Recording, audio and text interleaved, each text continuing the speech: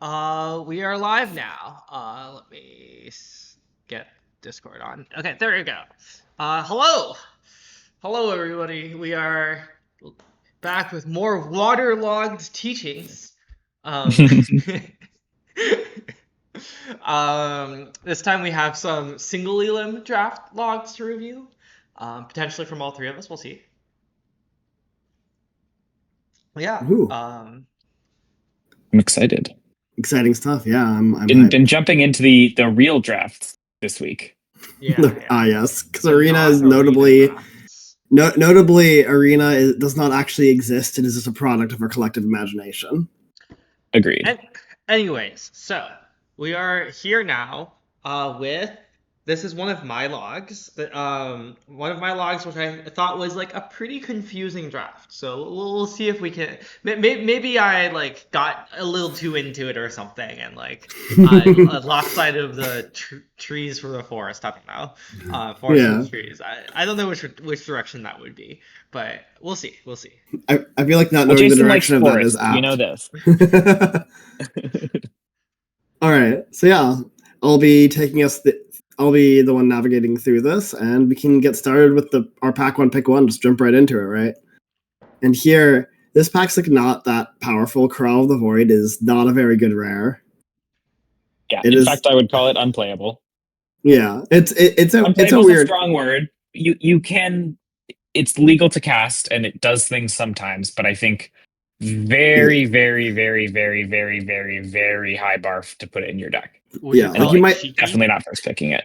I would call Sure, it I would call cheeky. it cheeky. I would call it cheeky and sideboard. And so Yeah, I okay, never. I we're don't not want picking to. that. Yeah. The two cards that stand out here pretty clearly are Sea Chip Agrarian and Banishing Light. I don't think there's another Yes, viable pick from the pack. I would agree. The commons are all below that Slag rate. drill scrapper anyone? Scrapper is like pretty We nice. know Greg's a fan. Yeah, I'm not as big a fan as Greg is, but like this card definitely has sometimes been just like meh for me. But it is like I think probably better than the other mediocre commons. But I think it doesn't match up to like Agrarian and Banishing Light. Like some of the best interaction, a pretty good threat, like strong uncommon threat. Yeah, I'm pretty close between Agrarian and Banishing Light. Like Agrarian is really nice if it gets to snowball. I can guess that Jason took it because it's like a green soupy card.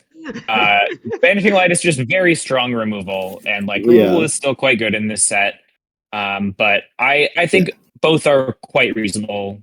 yeah, If I had to choose, I probably would take Agrarian, but it's like really close. yeah. I tend to favor personally like strong threats over strong interaction because like there is a decent range of interaction in this format, and all of it's like 3 to 4 mana range kind of, and you can pick if you don't take it like too low, you can pick up what you need.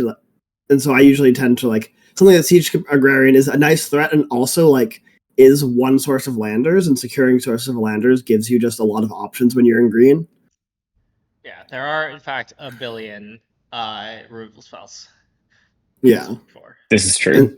And so yeah, I don't really like it. I also just don't really like ending up in decks with like too many removal spells because that's usually means you're losing out on number of threats and amount of card advantage. Like I want to have like a good balance. So I think I want to take Seed Ship.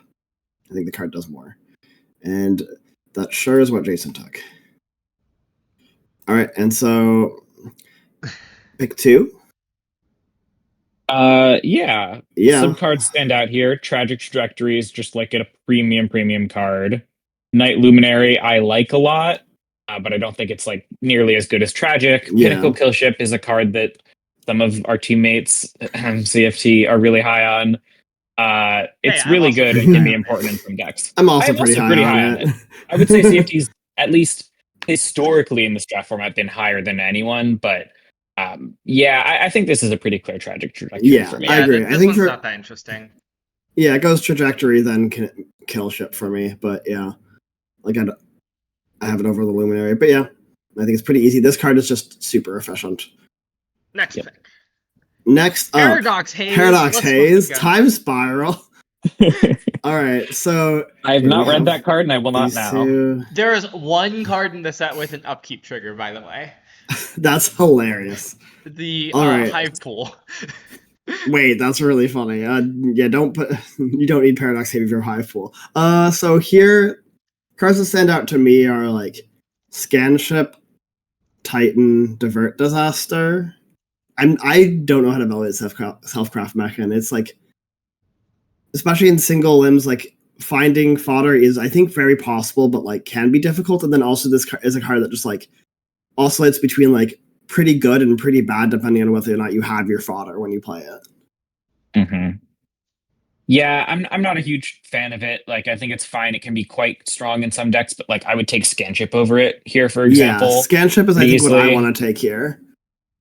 I think I like that too. I mean, we do have a green card and a black card. Seed Ship plays nice with ships, obviously.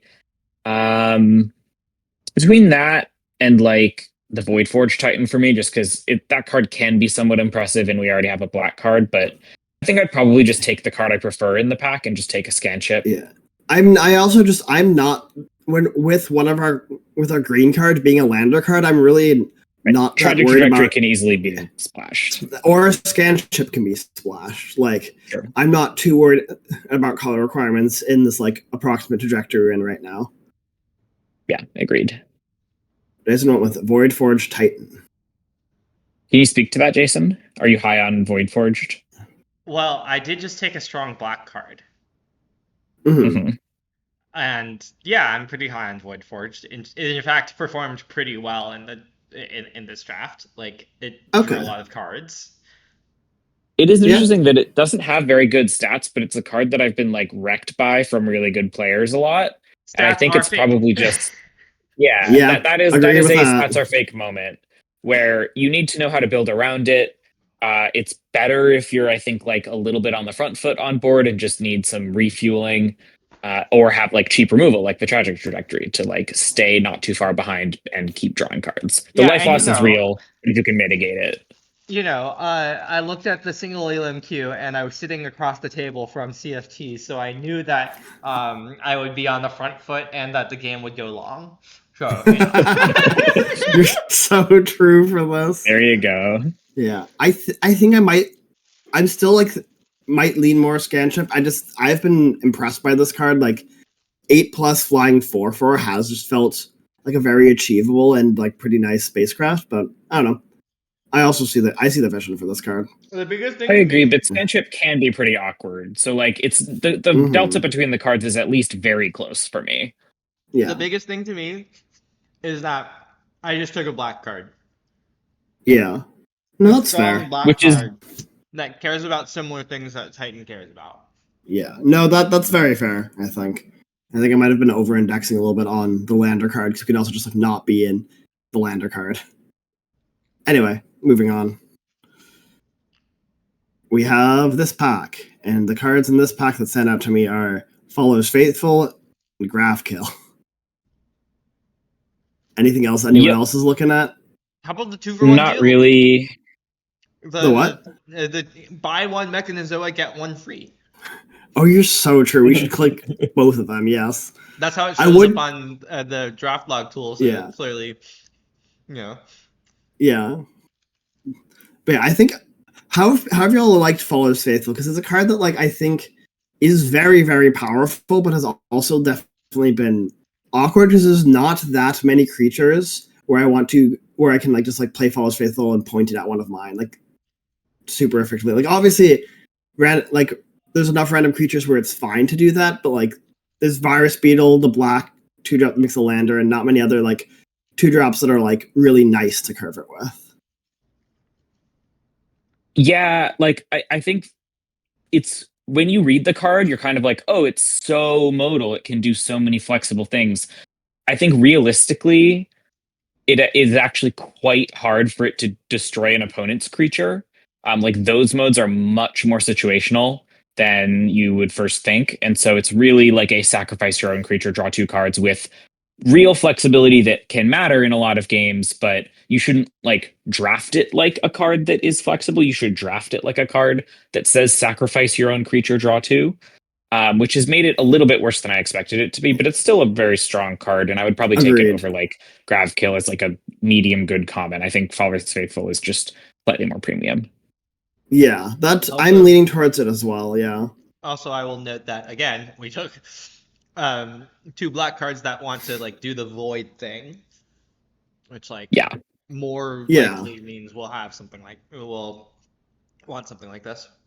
I mean, I would also claim though that both of these are kind of good at doing the void Right, thing. that applies to Grab Kill too. And those are Well- really the only 2 cards well, I'm I mean- considering. Well, like, okay, no, my point is more that like, if I'm in this kind of space with, you know, if I'm in this kind of space where I want to be triggering void a lot, like I'm probably going to be taking the like trinkety stuff, like virus beetle, like pretty highly as like stuff that I can like stack, like virus beetle plus ways to sack it, right?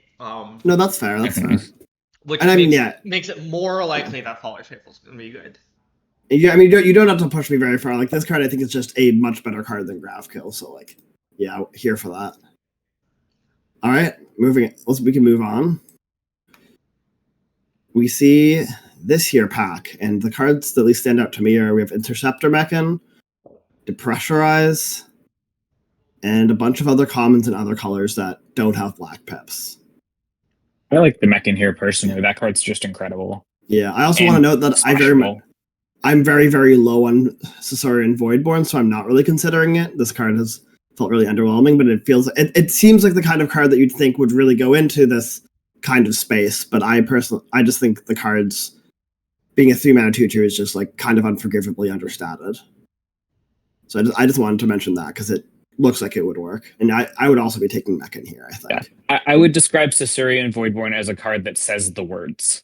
That's a thing I've been like starting to say a lot, and I think it's actually really valuable because would you say that those are words that you were starting to say, that you say the words? Yes. I think as streaming we often need to say words, but what I mean by that is just like I think people can get trapped a lot of the time in like my card does the thing that I'm supposed to be doing, or like does the thing that, you know, the sort of design space says I'm doing when I put this card in my deck. And what you really want to be thinking more about is like, do your cards actually work together in a Magic the Gathering deck? And so, yeah, that's the kind of thing to try to avoid by just putting cards together that say the words. And Voidborn is one of those where the rate is just not good enough. So the fact that it's like doing the thing that the Void deck is doing is less important than just taking a card that's good on rate, because all you're doing when you're putting Voidborn in your deck is you're like, if everything goes well, adding up to a card that is equally good on rate to just like a good card you put in your deck. Yep. All right. Yes, Jason did take the Mechan. Love me a good Mechan. Moving on, we see Pinnacle Kill Ship, Decode, Beamsaw, Prospector, one of these trinkety black creatures you mentioned. And I think those are the only 3 cards I'm really considering here. Yeah, I agree. I don't think I'm really considering Decode. It's between like Killship and Beamsaw for me. I would agree. Beamsaw is like not that impressive in the soupy decks, I don't think, but it can be really good in the black decks that just have a lot of need for like rectangles basically to sacrifice and stuff. I've also, but I think I'd take Killship. I just like that card a lot. I feel like I've ended up in a lot of decks that are like a combination of the trinkety sack decks and soup that kind of lean on Beamsaw, that like a base black green kind of deck splashing a bunch of things with like ways to use Beamsaw. I've had like varying amounts of success with, like, honestly a little less soupy and more like mid-rangey landers playing like black green, playing like your Interceptor Mechans and whatever other good cards you have to splash. And I think there is like a space there, specifically because of Beamsaw existing. But yeah, overall though, yeah, I'm also not that high on this card. I think I'm leaning Killship, but like this card does play in the space that we're in a way that I'm like somewhat interested in, because if we are like leveraging that card, it does let us splash basically in a way that could be compelling. But I think I want to take Killship. Jason took Killship. Yay! Yeah, I don't know. It's colorless. It's nice. Yeah, it's colorless. It's good. All right. Next up, we have this pack.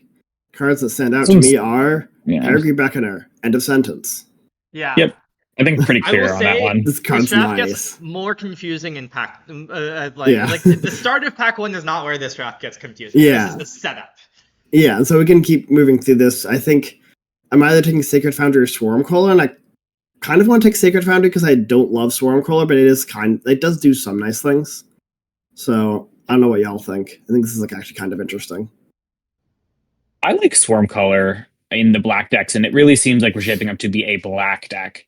So I would probably take Swarmcaller here, but I understand that some people aren't quite as high on it. You could also take Worm. Worth noting that, but yeah, I go back and forth on Kohler. I'm not really sure how to evaluate it because it has been felt underwhelming sometimes, and sometimes it is just your source of card flow. And Jason, do you have any thoughts here? Well, you should reveal the pick, and then I'll have thoughts. Yeah. Okay. So Yeah. my thoughts here. My thoughts here are that we already in our black deck, we kind of already have like a bunch of things that care about like the small that care about having the like trinkety 2 drops like Virus Beetle and Beamsaw Prospector, right? Because we have like Voidforge, Titan, Faller's Faithful, Interceptor Mechan, Perigi, Beckoner. Like we have a lot of like we have a lot of expensive stuff in the like black direction, right? And obviously I'm taking an expensive card, but I can't take a cheap card here, right? But basically my thought here is that if I end up in this black space that has like a bunch of sack stuff, like I don't actually know like how much I'm fitting this swarm caller in, you know? Like it's not like the swarm caller doesn't really help my Faller's Faithful or my like Interceptor Mechan that much, right? Yeah. And you also do have like especially like Voidforge Titan and like you have a bunch of cards already that are kind of in the card advantage sector of the deck and do it better than Swarmcaller. Yeah. Which also, is another reason why I was like looking at these. Something void is warp triggers void or like enables void. Yeah, no, it's true. And Germinating Worm is just like a nice, beefy threat. Yeah, I mean, I think this is reasonable. I think I would still take color, but it's like they're both good cards in the direction we're going. Yeah, I would. Whether or not I take Kohler depends on how high I am at Kohler once I get to that draft. But yeah, moving on. We have Scavenger Grounds Wield. Wow, this card's not very good. Scrounge, Decode, Slag Drill Scrapper. I think I want to take Slag Drill Scrapper because like we have a little bit of an out to red with our our black red card, and this card is like kind of plays in that space. Although, like we said before, we do already have some good card engines. I think notably also there just like aren't any other cards that we're actively happy to put in a deck in the back. So I would just take the card that we might like. Yeah, let's take Scrapper. Yeah, I'm like maybe higher on Scrounge for Eternity than y'all, but I don't have anything to back that up yet. All right, you need a very specific deck for it, and yeah, we don't really have that. Yeah. All right, and then here I think is Nebula Dragon probably is the highest upside pick. Or cheaper. I would like a 2-drop. I would like anything that costs 2 mana. I think that's very fair. We don't have that right now. I think you're yeah. Fair enough. Graphblade heavy here. I think I want over Sawship. It has stats. Oh. I think I'd take Graphblade heavy there. I don't respect either card, so I don't care. That's fair. I have like some respect for Graphblade heavy now, but I would take Graphblade heavy because it's like legal to put it in your black deck. But yeah, it doesn't really matter. Yay! All right. Okay. Pack 2, pick 1. Interesting. Amazing. Okay. Okay. Before we do this, I'm gonna pull up a like. Okay. Let's take inventory of what we have. We're doing a review period. We're having our 60-second review period between packs 1 and 2. Let me pull together that Interceptor Mechan. We have a kill ship at Beckoner. Pinnacle kill ship. Does kill ship have? It does have a hyphen. So I'm Wow. transcribing this right now, if you couldn't tell. Yeah. Perigi, Beckoner, Germinating Worm, Slag Drill, Scrapper, um, Worm Wall Sweeper, uh, Galvanizing Saw Ship, Grav Blade Heavy, and Nanoform Setting. Oh, what? Oh no. Okay, I Oh lost all my no. progress. Oh. Okay, maybe Well, this. I can just scroll up. I think Okay, this is a useful exercise, but we can just do it verbally and scroll up. Yeah. Yeah. yeah. Perigi Beckoner. So thinking about like cards, we have Siege Ship, we have Tragic Trajectories, we have Void Forge Yeah, type. we basically have a 3, bunch of black 4, cards. 7, 5. We have a bunch of black cards, and our curve is We like have a bunch of decently high. expensive black cards. Yeah, and we have like a little bit of an out into green, a little bit of an out into red in our Yes. color pips. Yes. What would you like to take And out this now, time? that's a phenomenal question. I'd like to take the best card. Godless Shred? No, I'm just kidding. I don't. I think the best card in this pack is All Fate Stalker. I 5 agree. mana vehicle, Dawn Sire, Sunstar Dreadnought? I might take, if I was in the seat, I might take it because I want to play this card more, but I don't think it's good. It's very, like, 10 plus without, like, any meaningful ETB for 5 mana. Like, this card is slow. And then you need to attack with it after investing 10 power. It's like, if you can attack with it a couple times, yeah, you probably win, but slow. Okay. So, Yeah. both of you would like to take All Fate Stalker? I think so, yeah. I think that's reasonable. Interesting. I I thought was I looking at wanted this. another cheap card. Mm-hmm. And I do think we like need cheap cards, but I also would make the argument that we can solve that problem later. And I would also make the argument that Embrace Oblivion is kind of an awkward card. It's like I've found difficulties with this card where like it kind of doesn't synergize that well with a lot of the fodder. Like I'd say this card plus Nutrient Block is actually like it works and it's good, but it's also awkward with like how you want to time it and how you want to actually use it as a removal spell. It's like it is a good interactive spell and like, but I'm like not like crazy high on this. yeah, I think that taking the Stalker is correct here, and I think we should keep an eye on what happens to this draft. Like we should keep an eye on the Stalker path through this draft. Mm-hmm. Yeah. So keep like Agreed. We have a ghost white card, a ghost stalker. All right. It's just a parallel timeline, you know. Yeah. It's one PU away. Yeah. All right. Or QPU? That's the term, yeah. Yes. All right. Pick 2. The cards that stand out to me here are Glacier Godma and Tragic Trajectory, and I don't think there's any other card I would take here. Yeah, those are the only so two cards. It's a very interesting pick of which we want to take here. I want to take Glacier Godma, I think. I want to take Tragic Trajectory. I think that card is just kind of incredible, like equally so to Godma. They're at very different like effects on the game, but I think spending 1 mana to kill an opposing creature outright is just really, really powerful. And we're already deeper in black, I would say. Yeah. Like, no, I think I'm more sure we're going to play the Trajectory. I think I'm pretty happy with it. Yeah, I actually no. I think I'm thinking about it for like 2 more seconds. I do think I am leaning more Trajectory. Godma though did stand out as like just. I think that card starts to rise to the level of breaking the 7-drop mold of like I've in this format. I think, and in a lot of Magic formats in general, like 7 drops, even good 7 drops, are pretty replaceable because you can't have that many. But Godma has felt like it just fundamentally warps games around itself and just wins games that wouldn't win otherwise. I would put it this way. I think that both cards have games where you would not win if you did not have specifically that card. But I think in the games where that isn't true, Trajectory can do something good most of the time. Godmom I maybe has a few more games where it would be the only card that wins you the game, but not by a lot, I don't think. I also just think I strongly agree that in the space we're in right now, trajectory is probably also just better in our deck if we're in black green. Yeah. I think pretty strongly actually I agree on trajectory. Yippee! All right.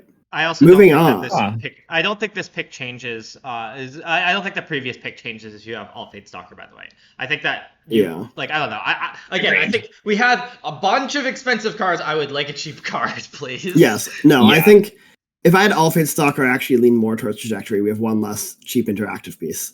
Anyway. Agreed. Moving on to this pack where cards that I'm considering: Cerebral Download, Zookeeper Mechan. I would take Download.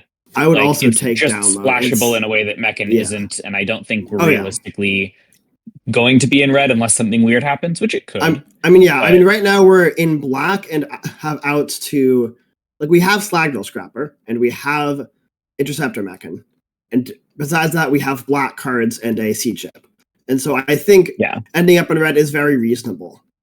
However, I also think Cerebral Download is an incredible card, and so I also would like to take it here.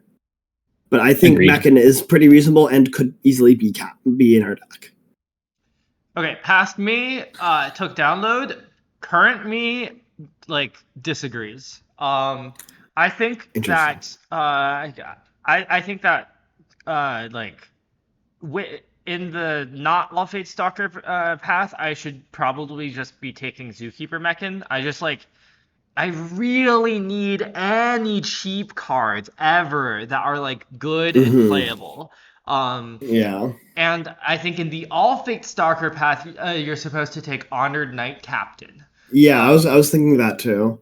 Knight Captain works very well with a lot of the stuff that a lot of the stuff that's that I'm a lot of the black cards that I'm trying to make work here. And I think that Download is kind of giving me more of what I already have. More of what I need. And I think that this is probably the biggest mistake in the draft. I think that's really reasonable, and I think I would have made the same mistake in your seat.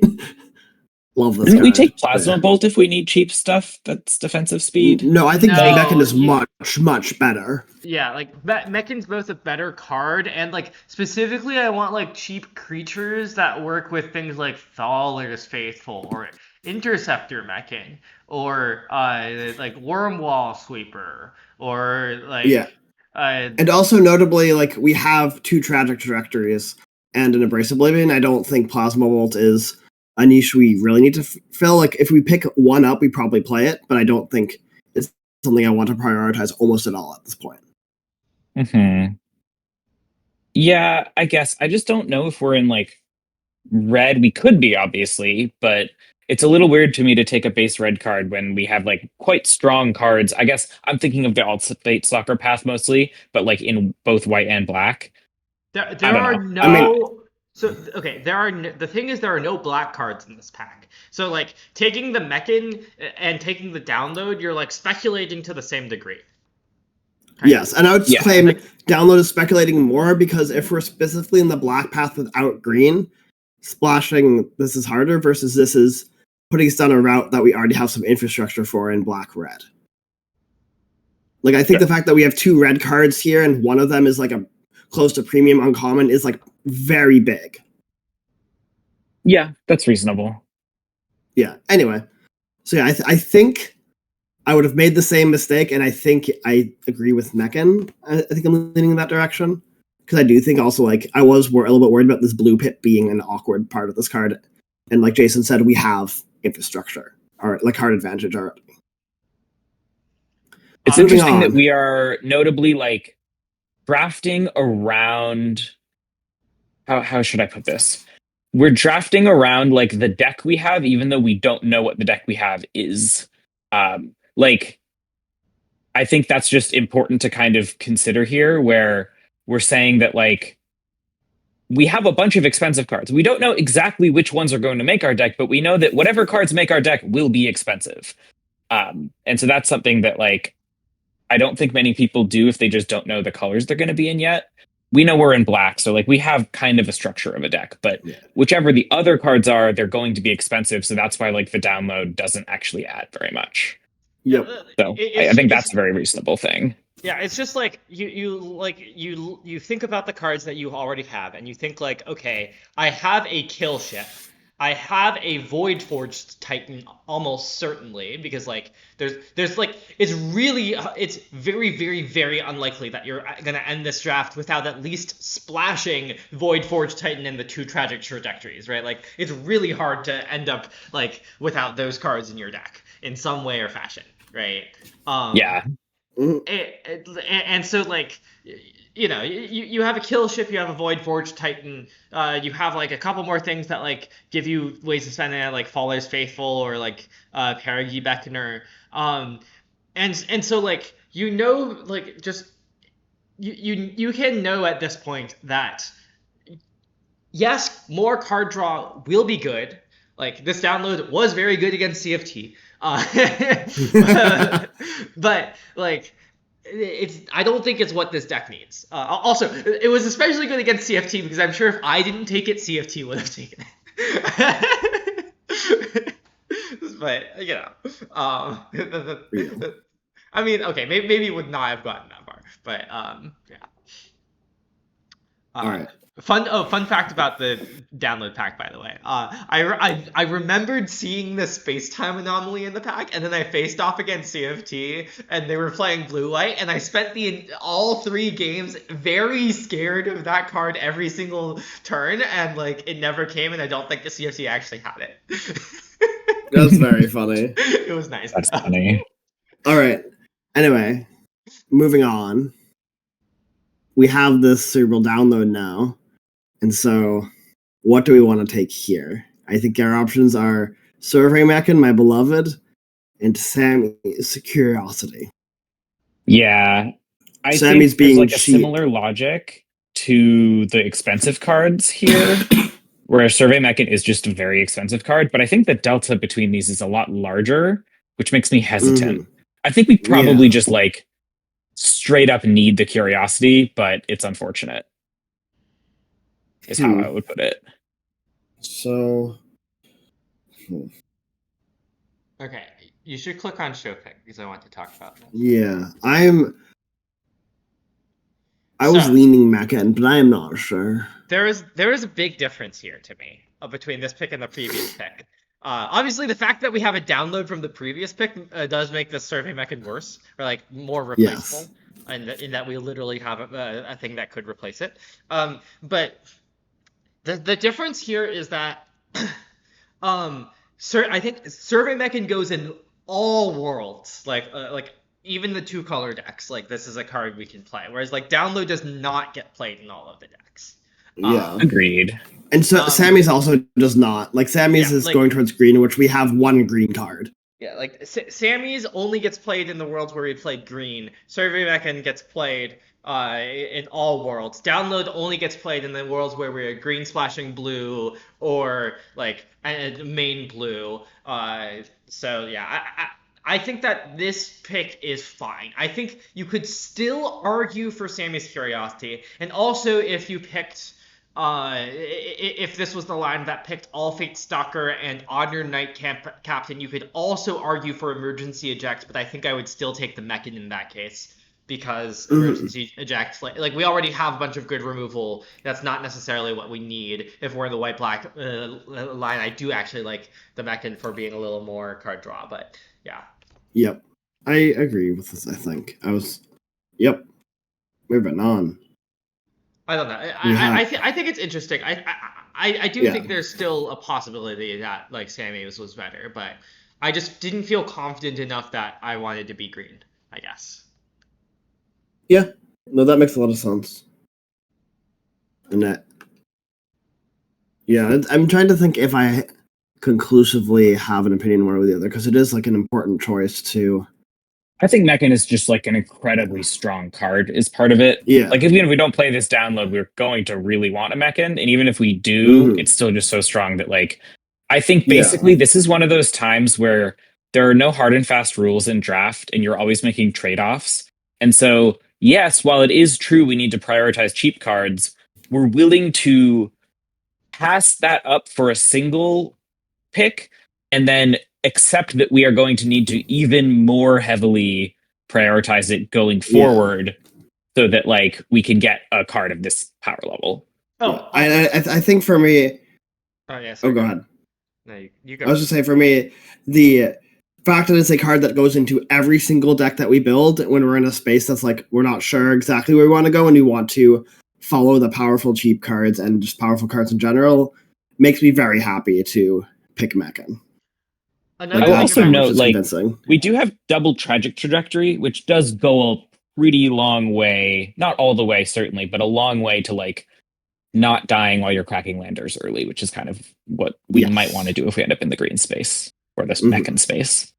Okay, the other thing about Sammy's Curiosity is that it is a worse cheap card here than the Zookeeper Mechan or Honored Knight Captain was in the previous pack. Because specifically cheap creatures work a lot with the black stuff that we already have, where Sammy's Curiosity does not. Right? Like, you cannot kill a Sammy's Curiosity with your Follower's Faithful to draw 2 cards. You cannot you can't pair Ye Beckoner it. Right, like there are like things that like it doesn't quite work with this like black synergy space that we have. This is part of why black green is like a worse color pair than other color pairs because it's somewhat incoherent in various ways. Yeah. Oh, speaking of this though, if the Sammy's Curiosity was a gene pollinator, would you take it? Probably. Like, Gene Pollinator is just a lot better of a card. I don't know. Yeah, no, I know. I'm just thinking that card does have a body. That just made me think of that. Of like that card kind of would be more coherent with what we were doing. Yeah. It also just like costs 1, whereas the Sammy's is kind Curiosity of costs 3. Right. Yeah, it's not that. This card's not that that's cheap. That's the main reason that Gene Pollinator is better. It's not really the body. Yeah. Not that you were saying that. Just the body makes it better in this deck. Like that was part of what I was saying. Yeah. True. All right, moving on. We have here. Did you know that this is the third Cosmoglyph I've seen in this draft? Or wait, I didn't notice the other 2. This is the first of 3 Cosmoglyphs, I think. Oh, that's funny. All right, and so here we have. No, that was sorry. Okay, I'm just telling lies. There was a different draft where the other draft blog I submitted for review had 2 Cosmoglyphs in a row, but that was a different draft. That's very funny. Anyway, let's stay on track. And here is somewhat interesting. We have like Lumbering Falls or Fungal Colossus as green cards. Like this card helps cost download, but like it's very much not in the black space we're in. But then we also, for the white path, it probably is just Luminary. I have an opinion. But I kind of want a cheap black card in the pack. Yes, I would like to take cheap. I think this one's pretty easy. I think if I'm in white, I might take Night Luminary. Otherwise, I want to take Beamsaw. I think you take Beamsaw either way. That could be true. I do like Beam. No. Also, I don't exactly know what it would mean for us to like be in white at this point. We've seen like one good white card. What I mean is I think what is meant is if we were in the like the parallel universe with All Fate Stalker into Honored Knight Captain. I think you might be right. If that's only 2 white cards, I might still just take Beamsaw. I also just this card is like one of my pet cards in this format. I don't like it very much, but I don't think it's very good, but it is one of my pet cards in this format. I love petting cards. That is a big bug on my computer. Oh my god. It's cute. As long as it doesn't start flying, because it can fly, I'll be fine. Yeah, Lumbering Falls was definitely too much of a tunnel vision pick. Where like I had just taken download Survey Mechan. Yeah, I see. Yep. So yeah, taking Beamsaw. All right. Next up, we have a pack without cards that are good. Oh no. What a way to put it. I mean, this card is a good card, but it's a red card, and we're like very much like shying away from the red path. Like this probably like something like this would be the pick if we were in the 1/3 red card universe. I don't know what I want to take here. Here's a hint for what I ended up taking. It was a hate draft. This is a joke, but it was a hate draft. Oh, so you took Sammy then, or the 5-drop 5/5? One of those two, clearly. Oh, it was Star. It was Whale. It was Whale. Oh, it was Whale. Whale from CFT. Okay. Whale is the correct hate draft. I'm glad you understood what I meant. Oh yeah, no, that was the only possibility. Oh, this is of course entirely a joke. I was not trying to hate draft CFT. Yeah, no, but here, I think maybe I want to take Blade of the Swarm, but I don't like it. I don't know. There's not really a good choice here. Yeah, it's just not a great pack. I think this pick kind of doesn't matter. Yeah, I took the blue card because I currently have like Cerebral down the Lumbering Falls and so like, you know, it seemed more it seemed more reasonable than taking like the Turbo Drone or whatever.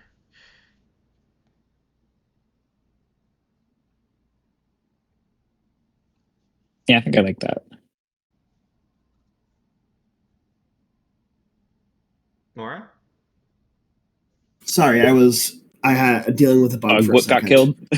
Bug did not get killed. It was too large for me to kill. I had tried to make it go out the window, and it flew away. And so now it's behind Too my large cabinet. bug to kill. Uh-oh. Yeah, it's now behind my cabinet, and I'm not thinking. All right, moving on. Fair enough. Silksong? Sorry.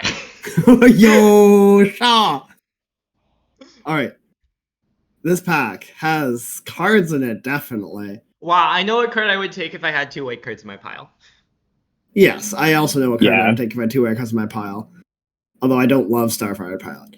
Without 2 white cards in my pile. Fine. I think the card's completely fine. I would love. Oh yeah, that's fair. It's a very defensible 2-drop. Is how I guess. Yeah, I guess. Yeah, if you have enough stations, it's like very, very, very fine. I've had it.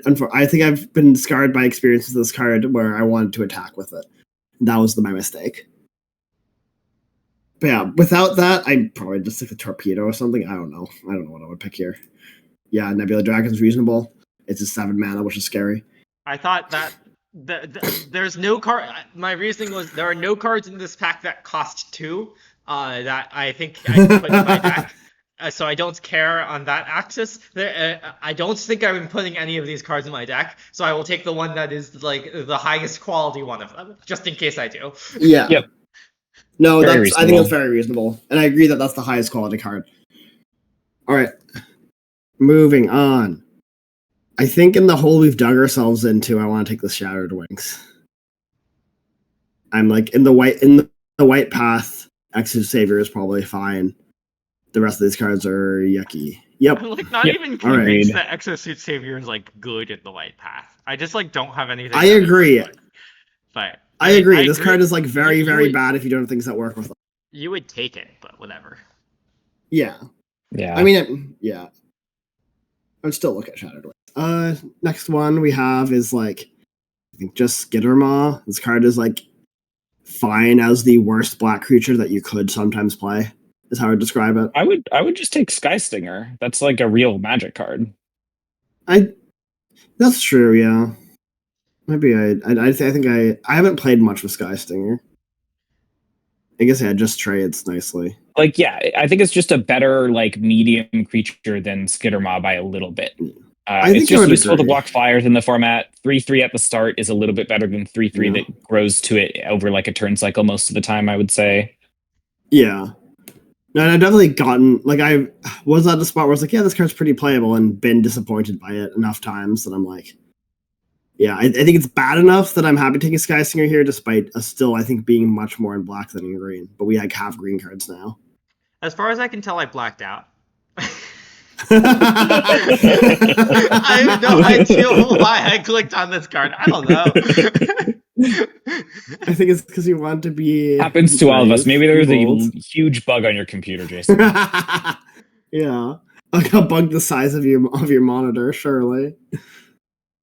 All right. Well, I'm worried now because this is in our apartment, Mora. I'm getting so many myths about this bug. No, it's like literally like, you know, the common bugs that gather around the entrance, the like stink bugs or whatever. Like it's one of those. Oh yeah, the ones that were fine. Like mandated to kill by our civic duty. What? People not from New York will not know what we're talking about at all. I don't know what you're talking about at all. I don't either. Those black and red bugs are like invasive species. They eat some kind of tree that's native to New York that's like we want to stay around for ecological reasons. And so Okay. the government a couple of years ago was like, everyone please kill these on site. All right, do you want to come in my room and kill this bug then, Ryan? I'm not. Do you want me to do it now or after the stream? We just do it after the stream. Unexpected developments. Okay. Anyway, let's move on. Chat drinks, I don't know. Yeah, that's fine. This card's great. High quality upside. stream Yes. subjects, by the way. All right, I want to take this card. I mean, I might take Shattered Wings there. Apparently, I do not see the card Grav Blade Heavy Impacts. I don't know. I mean, I don't think the card's very good, and I don't think it's very good in the deck we're building, but I also don't think Room Just Rampage is. I don't know. Like, this card, the nice thing about Grav Blade Heavy is it can attack and block. And has, like, it's like a stats. real black card that can attack and block, which I think we which is like might need.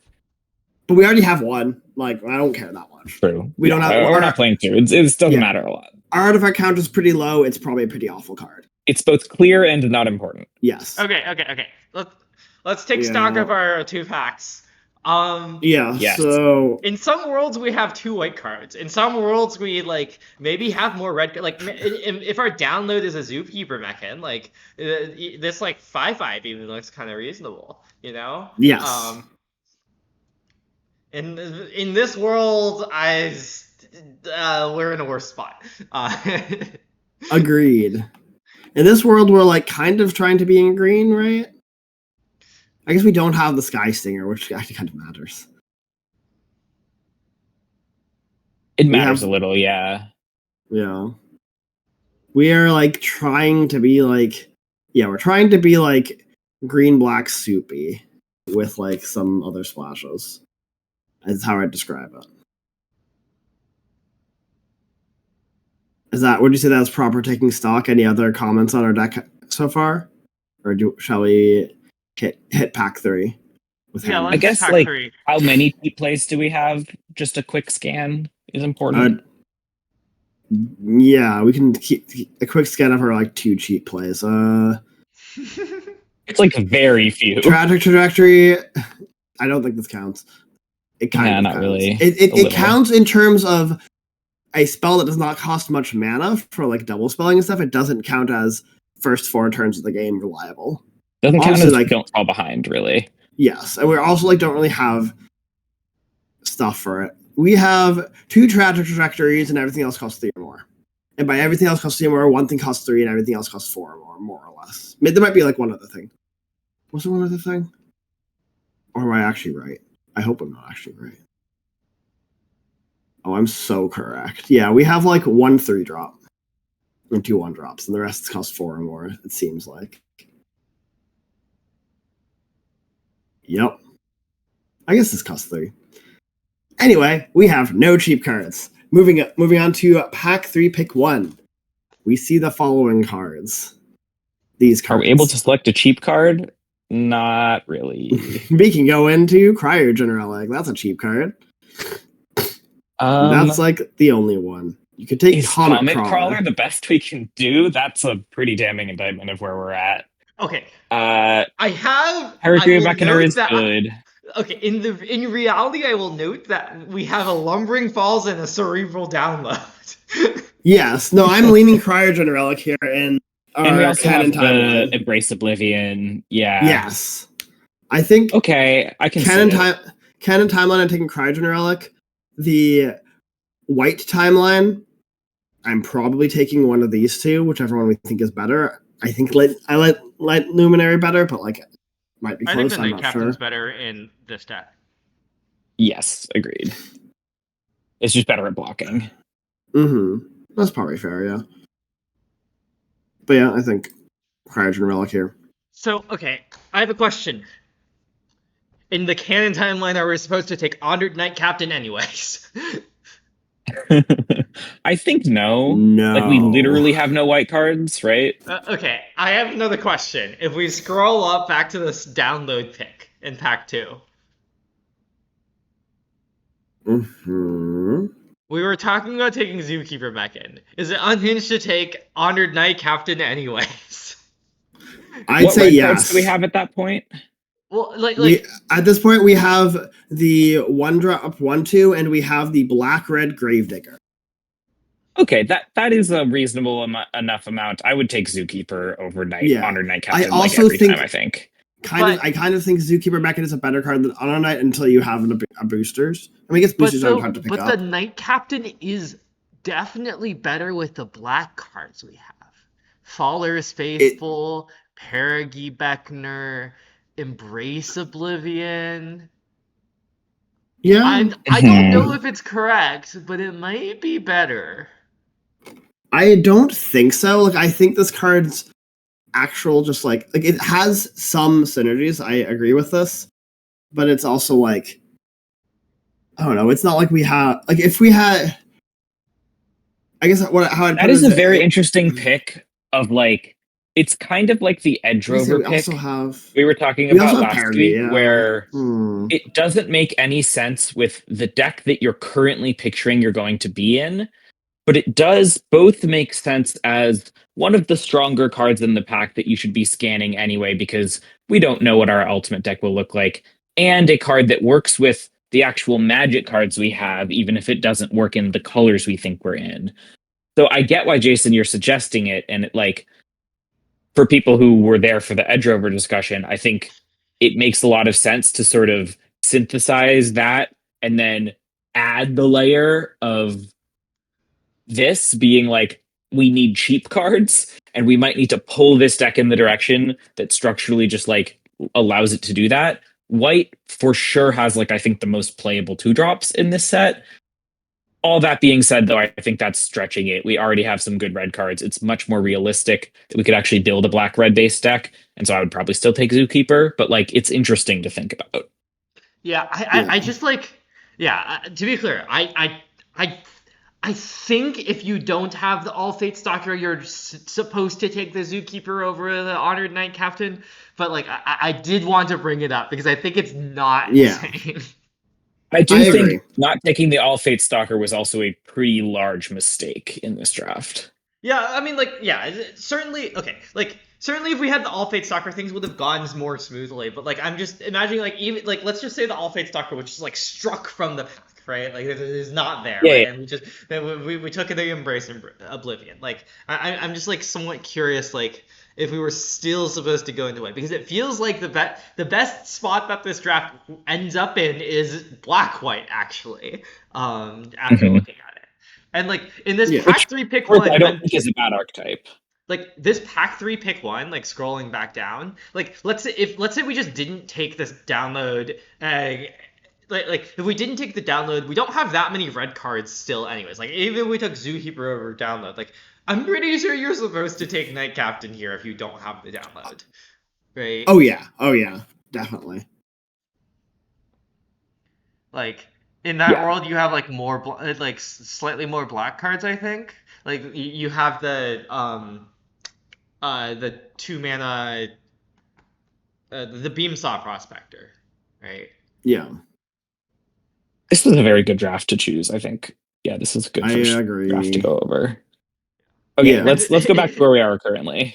Yeah, we're currently at the fact that if you don't have the download, I think you're supposed to take the relic makes me wonder if you do have the download. If you don't have the download, you're supposed to take Knight Captain. I think out of pack 3, pick 1. But that makes me wonder if you do have the download, are you still supposed to take Knight Captain and stop chasing this blue dream? Still, I don't know. I don't think if we have literal 0 white cards, we're supposed to do that. I also think if we have Lumbering Falls, like okay, definitely the Lumbering Falls makes it more appealing. Yeah.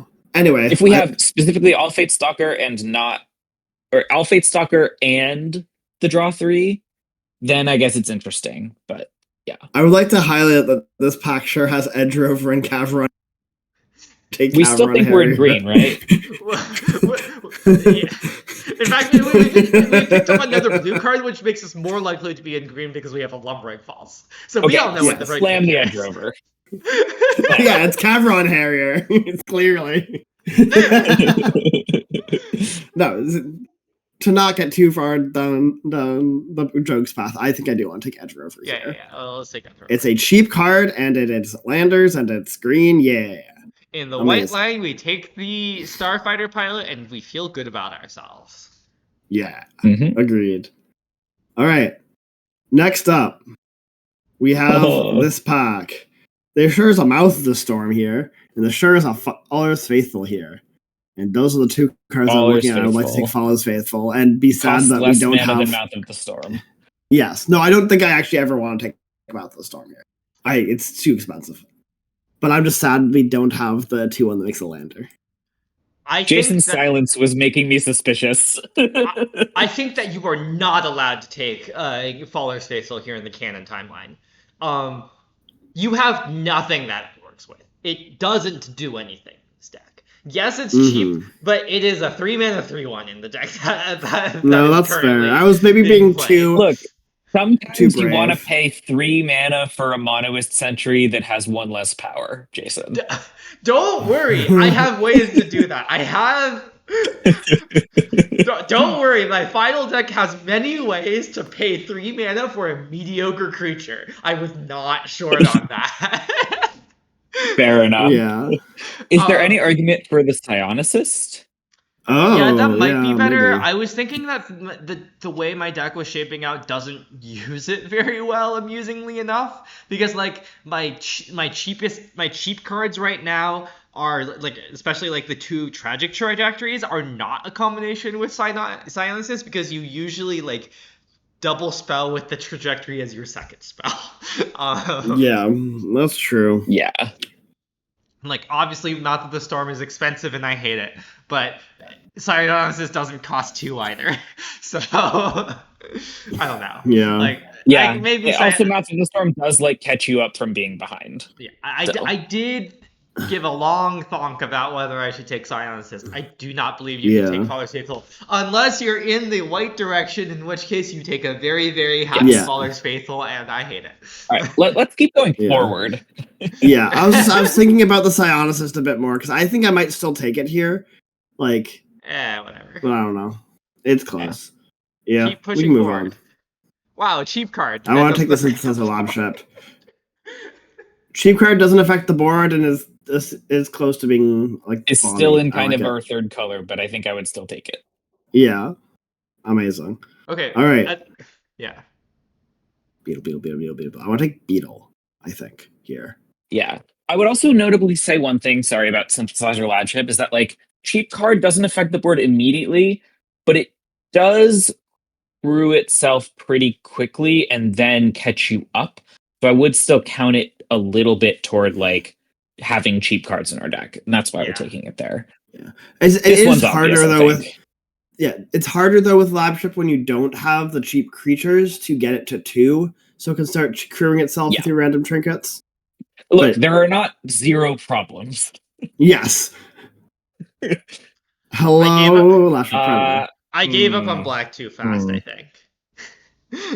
I see. I think so. Yeah, I mean, we've been desperate for cheap cards. I don't know. So we end up in blue-green?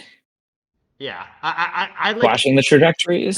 Basically, it's like, I passed a Faller's Faithful and I felt too ashamed to take the Virus Beetle.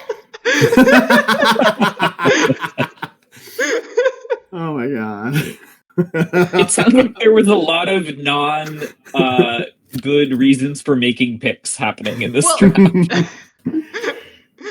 So, okay, like... It's like I don't think Lateral Predator's insane. It's not even clear to me that the Virus Beetle is even that much better. It's not clear to me that it is better, honestly. Like, I'm not sure that this Virus... I like kind of just like lost faith in being able to be like main, like I lost faith in like a main, like having black be a main color, being like actually being actually stronger than just taking a Lashwhip Predator here, because like if you think about my black cards right now, my black cards are Tragic Trajectory, Splashball, Void Forge Titan, Splashball, Faller's Faithful. Not that powerful, even if I have 1 Virus Beetle, right? Like that's not like sure, but right? 1 Virus Beetle does make it significantly better than 0 virus beetles, I would argue. True, but like basically, we're not assuming I have Faller's Faithful in my deck. We're comparing the timeline where we Yes. have Virus Beetle and Faller's Faithful to the timeline where we have neither and are green, I right? mean, we already have one Faller's Faithful from pack one. Yeah. Yeah. No. But like, if I take the Lashfoot Predator, I'm not putting that pack one Faller's Faithful in my deck. Yeah. Oh yeah. No, I I, see what I you're honestly saying. I'm leaning more You have towards to Predator consider 'cause- all three, basically. Like, you have to yeah. consider take Virus Beetle, be base black, have Faller's Faithful in your deck. You have to consider take Virus Beetle, don't be base black, don't put Virus Beetle in your deck, waste the pick. And you have to consider take Lash Whip, like be blue green. I guess that's the same one, but there's kind Yeah. of 3 modes because like you could take Virus Beetle, be base green black, and like yeah. Anyway, I think I I might be kind of confusing like myself. But I'm worried about playables, but I am leaning more towards the blue green space as being a better deck. well, what are our blue cards? Cryogen Relic and the Cryogen Draw 3. and draw three and whale and like I have a 2 other Nanoform cards. Sentinel. I have a Nanoform Sentinel, Okay. Whale, and then the 2 draw spells. Oh, I also have Mhm.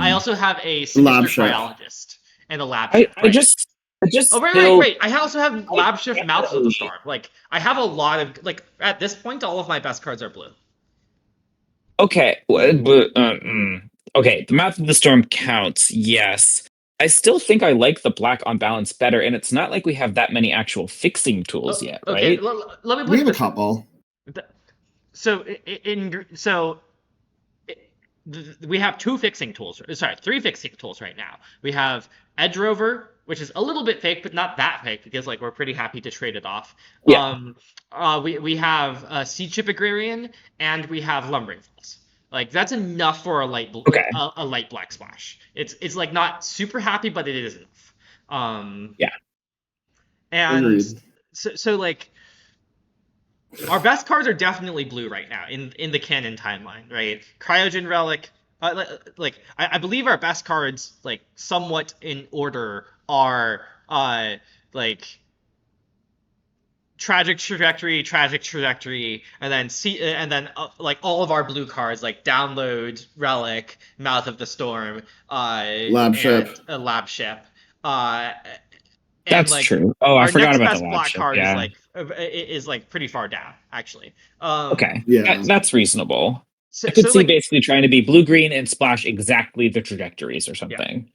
like Yeah. Or like splash up to hitting playables. how Is I how I would think about it. okay, like how I would put what the problem with this draft is, like taking a step back and looking at what happened. Like we ended up in this spot where all of our best cards are our blue cards, right? Like, and like at first glance that's fine, right? Like we took a bunch of good blue cards. What's wrong with that? The problem was that by in taking all those good blue cards, we conflicted with all of our strong black cards, right? Like and this happened first of all when we took Cerebral Download, because like when we took Cerebral Download, we already had Perigee Beckoner, Interceptor Mech, and Faller's Faithful, and Void Forge Titan, right? Which all in some sense conflict with Cerebral Download because they're all like Mhm. cards that care about you having some sort of engine, like trinkety engine going on, that like black plays more into, that Cerebral Download does not play more into, and also like both the strengths of both of those things are very similar as opposed to diverse, and you want a lot of different your deck to have a lot of diverse strengths, right? Yeah, they're all like card advantage engines. So like if you looked at it just from the point of view of like, oh, that Cerebro Download pick, or just like picking the best card in the pack, and then we ended up seeing a lot of strong blue cards, and that's why we ended up blue. That's like a very reasonable. That's a very reasonable thing to think, that like that I think like makes the path of this draft makes sense. But the like insidious thing is that like the like strong cards that you are taking both conflict with and don't like supplement the strong cards that you have already taken. So I've ended up in this place where I'm like throwing away a bunch of my early black cards that I've picked for these blue cards, and I've gotten maybe a little bit of benefit. Maybe that's a little bit stronger, but I haven't. But like I haven't gotten that much overall benefit from it. Whereas like if I had just taken white cards, like that would have complemented the black cards I already had, or even red cards, right? Like if I had just taken like less good cards that complemented my black cards better, I think that would have worked out better for me. Yeah. Yeah. I think that's actually a very important thing to point out. So, for people who were there last week with the Edge Rover pick and discussion on that, one of the things that Jason was highlighting about its draft philosophy was that it likes to take basically the strongest card in the pack if there are no cards available in our colors that we like actually would realistically like to put in our deck. Doing that early to mid draft, even somewhat late, like later pack two, which we've done a lot in this draft. But I think the key thing that we're pointing out here is how that strategy can go wrong, where if you're only taking, quote, the best card in the pack from like a zoomed out format sense, and you're not thinking about the cards that are already in your pool and what is the best card to play with the possible spaces you have available to you right now, what you're going to end up doing, and the reason that Jason likes doing this, right, is because Modern Limited has so many playables. Even if you bounce around between colors a bit, you can still land in a place where you have enough playables. The danger is that if you're not actually taking cards that cohere well together, you're going to end up kind of doing this like mutual exclusion thing where you either can play the Cerebral Download card advantage stuff, or you can play the Void Forge Titan. I forget what our other black card advantage stuff is, right? All is Whatever. But faithful. yeah, Yeah. stuff like that. And you can't play all of them in the same deck because you're just going to be overloaded with slow card engines and you're not going to have enough early defensive speed. So you need to be Well, taking cards that play different roles in your deck so that whatever space you end up in, you're going to have a like mix of cards playing the important roles yeah. To be and clear, have enough I playables basically. to be clear, this is something that I like try to pay attention to a lot, but in this draft, I failed at this specifically pack two, like most specifically in the pack two pick three cerebral download pick. Um, uh, Yeah. like it's an important skill to realize like what exactly your deck needs, not just like what the best card is for your deck, not what the best card is like in the like for the broad format, right? Like the And so and yeah, especially when you're drafting stuff like the black cards I took at the start of this draft all like need a little bit like they're all a little bit conditional, right? Not like still very powerful and still very powerful despite being conditional, but like they need you to do a little bit something in your deck building, right? Like they need your deck to look at least it's not just like pair it with it any needs generic support. cards, whatever, right? Right. Yeah, and so that especially like makes taking something like download where I took it like very costly. Hmm. Yep. I also just want to say, like, and I think it's fine to pause here because this is like the talking about the theory of this whole draft, right? Oh yeah, This no, this is important. skill, this skill of taking cards that are good with the cards you already have, that is not easy. It is, in fact, Yeah. the entire difficulty of limited is knowing what a good deck looks like that has a dynamic mix of cards that play different roles, play the roles you want to accentuate each other. So, like, a good pairing is cheap removal and expensive card advantage, for example, or expensive removal and aggressive creatures, because you could, like, on your big attacking turn, remove their best threat and kind of get in an alpha strike, right? There's like a lot of these kind of structural synergies that are difficult to see and can vary format to format. You have to have good format knowledge for like what kind of defensive speed and defensive curves are working in a format will actually protect you and which don't, that kind of thing. But like that type of knowledge and knowing what a good limited deck looks like is actually really, really, really important for this. And so having a sense of like the roles that you're slotting your cards into as you're building your deck is part of how you need to like actualize this skill and be able to take a card that is good with the other cards you already have, whatever that means. And that is a subjective, nuanced, very difficult evaluation. I'm going to selfishly give a little plug. I wrote an article last year that's called, I think, like what makes a good limited deck, that talks a lot about this and how to like fit in a lot of dynamism and flexibility and roles into all of your cards. I would recommend people go check that out if you're trying to like build this skill a little bit. It should be free.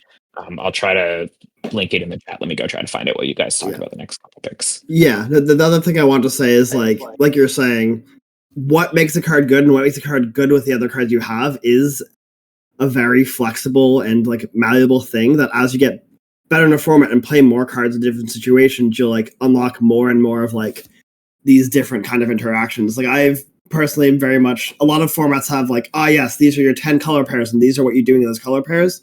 But as you play formats more and you find like quote unquote cross strategy synergies, like they have a lot of these. I feel like a lot of these, especially in like complicated wordy formats like recent Magic sets, there's just a lot of ways cards fit together in ways you wouldn't expect, and figuring out those different nuances and an understanding not just like what the format is like described as doing, but actually figure out what your cards can do together and the different possibilities with that. It, like I think opens up a lot, and it's why like I think it's important, and I think Jason says this a lot, to not just think about like what archetype you're in or what colors you're in, but think about what your deck is doing, what your deck needs, and like how its gears turn is crucial. It's how you can build the best possible deck for your seat.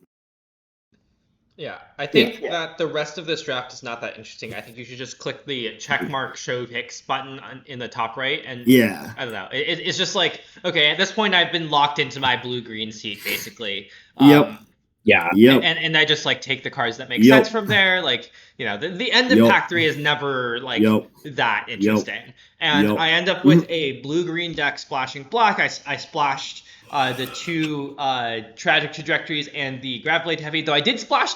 I did end up siding in Fowler's Faithful against CFT because they had 2 Cryo Shatters as like their only removal. Wait, that was very good, yeah. That card is like very good into Cryo Shatter, wow. Yeah. Do you splash the 4-mana Graveblade Heavy, the 3/4 that becomes a 4/4 Death Touch? Is that a different card? What? Am I thinking of the wrong card? Graveblade Heavy? No. Sorry. I think I said the wrong card. I splashed. No, you said Fowler's Faithful. I think Ryan misheard. Yeah. Void for sure. Okay. I meant Void Force Titan in the 2 tragic trajectories. But yeah, it was a blue-green deck that is splashing the Titan and the 2 trajectories. But and it was like 19 of the 23 cards were pretty good. 4 of them were 2 Sinister Cryologists and 2 Nanoform Sentinels, which were not very good. So I beat CFT because I had more card draw than they did, and then I lost my second match to a very strong black-white deck. In the seat, a black-white deck that I could have been, kind of. Alas. But yeah, I think overall, like the lesson of this draft is just like the whole, you know, be very very aware of like what kinds of cards your deck needs, and like whether you can afford to like whether speculating in one direction, which I did with blue in this draft, might conflict with conflict with the cards that you already have in a way that makes it like very where like, you know, doing so will not give you very much because of that. Yeah, you basically kind of like took your draft and put a giant divider in it, and where you put the divider was far enough that it became pretty awkward to actually build a full good limited deck. Yeah. Like you could, like you made playables, because Modern Limited you'll make playables, but well, yeah, I mean, I didn't quite make playables. I would not say that cryologists make playables. That's fair. Yeah. That's fair. This is also the kind of thing where like this is the kind of draft that would turn out great on Arena. On Arena, you'll just get like three or four more good picks, and then and then I don't need to play like the cryologists and the sentinels, and like you can just do whatever, and like I would have a perfectly good deck. But in a pod draft, on like the single limbs at the PT, whatever, um, things are tighter. And like, yeah, you'll probably have enough like literal cards to fill out your deck, but you're gonna suffer from the fact that you like that there's this like conflict, you know? Mhm. All right. Do we want to move on to another draft log? Yes. Yeah. Let's do that. More, let's do one of yours. I think the Yeah. ones I had this week were not incredibly interesting. Okay. Yeah, do the one I posted then, and I will stop streaming. Someone else wants to stream. Let me. I can. I can try. Sounds good. Let's see. So let's capture browser. This one. Great. And let's share screen to Discord. Does this look correct? Looks right to me. Yeah, that's correct. Okay. I think back one pick one is a pretty easy consult. I think I have that above Tractor Beam, and those two are the strongest cards in the pack. So. Yeah, I was not How sure. high above Tractor Beam do we have? Yeah, Consult? that was my question. Is because I'm not sure. Like Consult, I feel like is pretty excellent in your more like soupy or controlling blue decks that need to like find specific things. But in like a more maybe like mid-rangey blue deck, how much do we like it? Where like the card like if your cards are like more like doing more consistent things, how good is the card selection still? I guess if you like have another bomb, it's pretty great. Let me put it this way. I have consult above download. I think it. Mm-hmm. I think I like. I think the degree to which consult is better than download is the same. Is similar to the degree that I think tractor beam is above like orbital plunge as a card. Mm-hmm. Like I think that tractor beam and like I take cerebral download over orbital plunge because I think that card advantage is more important and harder to get than removal. And so like Yeah. I think that like basically I think that removal is not that hard to get. Sometimes tractor beam is like way better than that, but most of the times it's just removal. And like Yeah. I think that consult like is like the best card draw in the set. Yeah, that's fair. Yeah, I mean, I did take it, and I think it's good. Not like literally the best, but among the best. But yeah.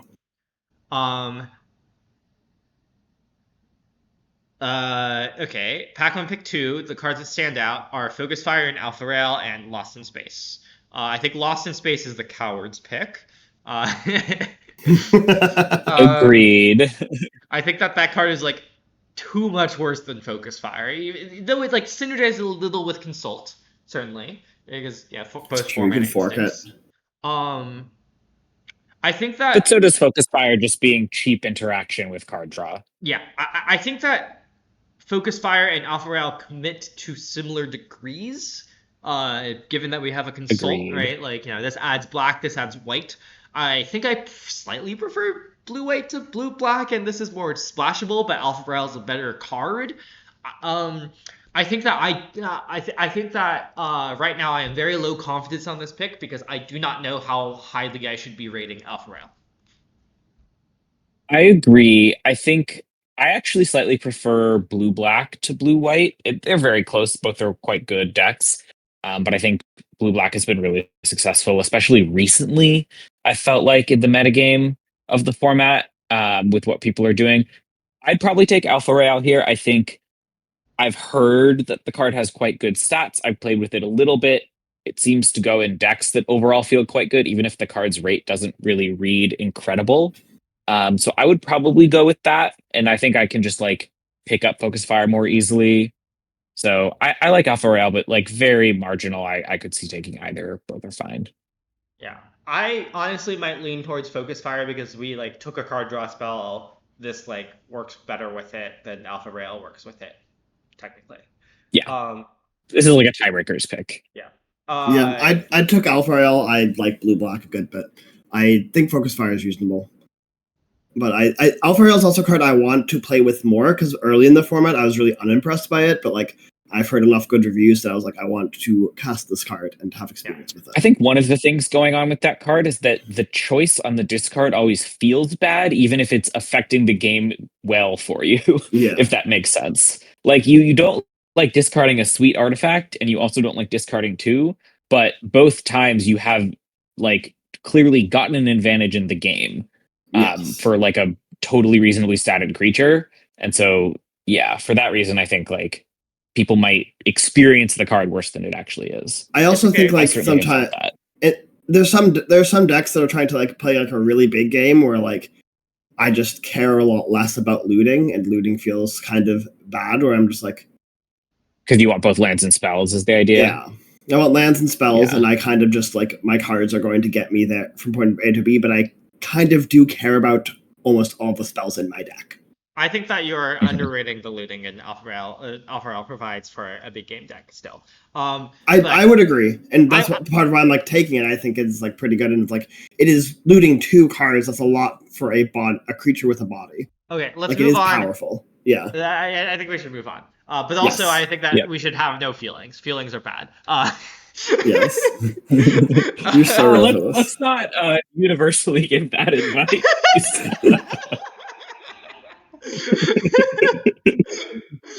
No. Feel your feelings, kid. All right. Feelings are pick 3. Pick 3. Oh.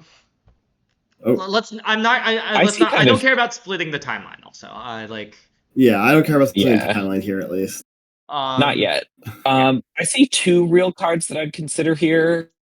Melt Strider's Resolve is just really nice, efficient removal, and then Radiant Strike is also just kind of pretty good removal, especially in a deck that likes catching up. It's the kind of 4-mana instant that can fork with your star charts. And those, I think, are probably just the 2 strongest cards in the pack. So I'm going to take one of them. Honestly, it's a similar thing. Could see either one. I think that Resolve is like much stronger than Strike.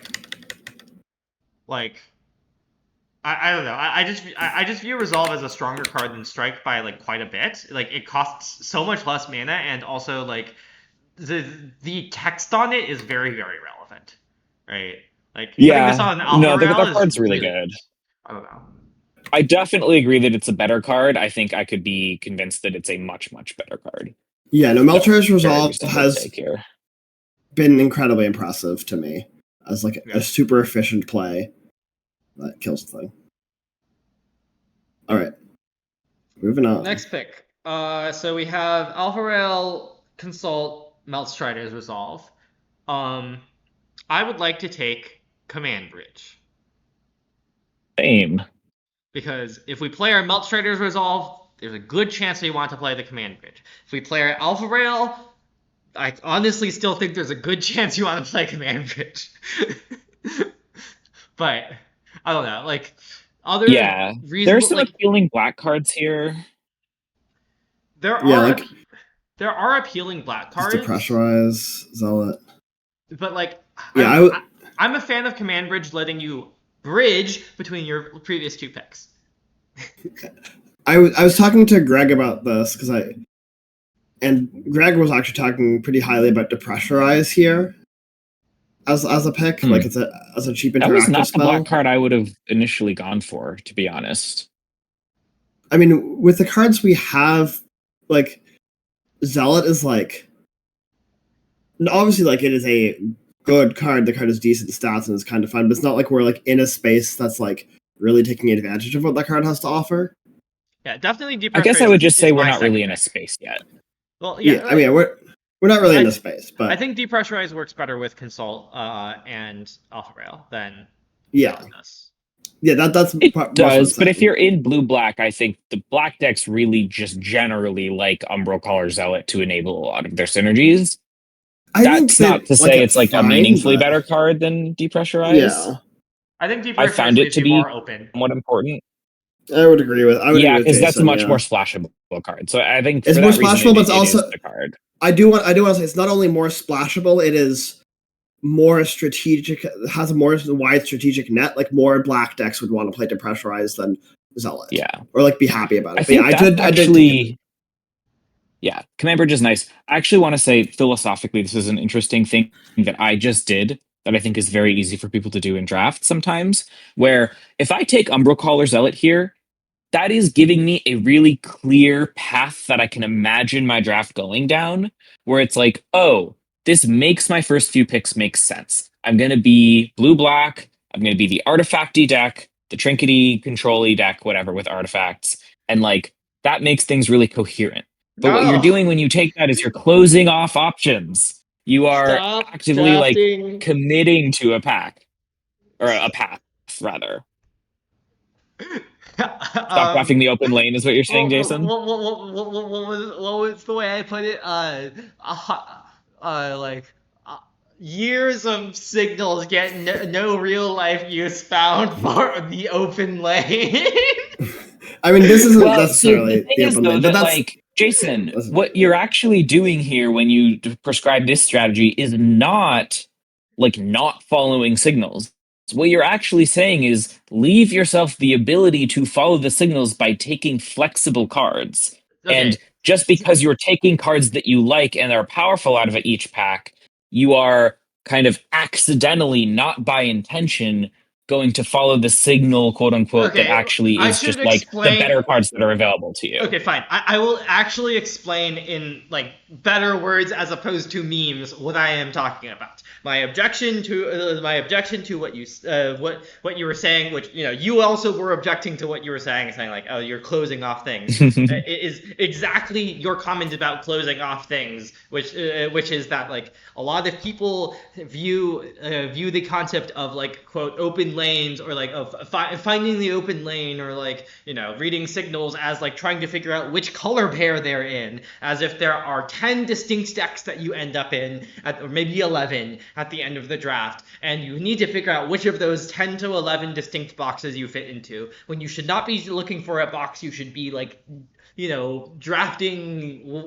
drafting what like lays in front of you, like shape that however you want. It doesn't need to be shaped like a box, you know. yeah, Yeah. um that's a good way of putting it. Yeah, that is all that I mean when I say that I do not like signals or open lane. The concept of signals or open lanes. I think that the way that people use those concepts is largely to put things into boxes as opposed to anything like super coherent, right? Like, or not I think coherent. It is another way to put coherent. It's this, coherent in the bad way. But yeah. Sorry, what? yeah. Another way to it's put this, I would simplifying things say, that should be simplified. right. You are looking like a lot of people want to figure out what deck they are drafting as early as possible because that lets them kind of turn off the part of their brain that is doing the hard part, drafting the hard way. I think this is what mostly people mean when they say drafting the hard way. You want to have that part of your brain active that is considering multiple different branching paths. It's actually a benefit to have that going for as long as possible, as long as you're still drafting a like set of cards that you will be able to build a coherent deck that meets playables with. Um, and so when people try to like find the open lane or take a pick like this, for example, where they would take Umbra Call as Outlet, like I might make that mistake. I'm kind of saying this puts me into a nice, safe, comfortable deck that I know how to draft, that is a two-color archetype, that is the synergy space of all of the like, prescribed archetypes and synergies, the overlap between the blue and the black in this set. And I'm just going to like lock into that and take those cards for the rest of the draft. The draft becomes easy for me. And if that is the open lane, I'll end up with a really good deck. If it's not, or if I don't open the right cards for it, oh well, I tried my best. I found the open lane. I had an early signal and I went for it, right? That is the kind of drafting that Jason is trying to rail against. And I think it's something that is easy to have happen because it is the psychologically easiest thing to convince yourself to do. So I guess I just wanted to speak again. I guess we're becoming a psychological Yeah. uh, I stream, I but I think that's like the reason, at least personally for me, that I like end up in this direction a lot more. I think that's, I mean, yes, very good point. I do think we can also move on. I don't want to get us Pinnacle into kill too many ship. circles. Let's take a pinnacle kill So ship. I would like to take the card pinnacle I kill like ship. that card. I also like nutrient block a good amount, I think of and kill they're ship both pretty as generic.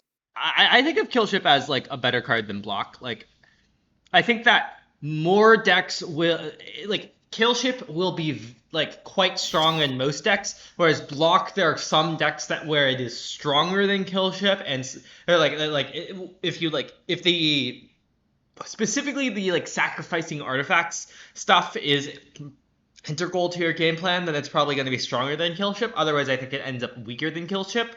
Like decks where you are just cycling it, paying 3 mana for a revitalize, it definitely does end up sometimes feeling like kind of meh.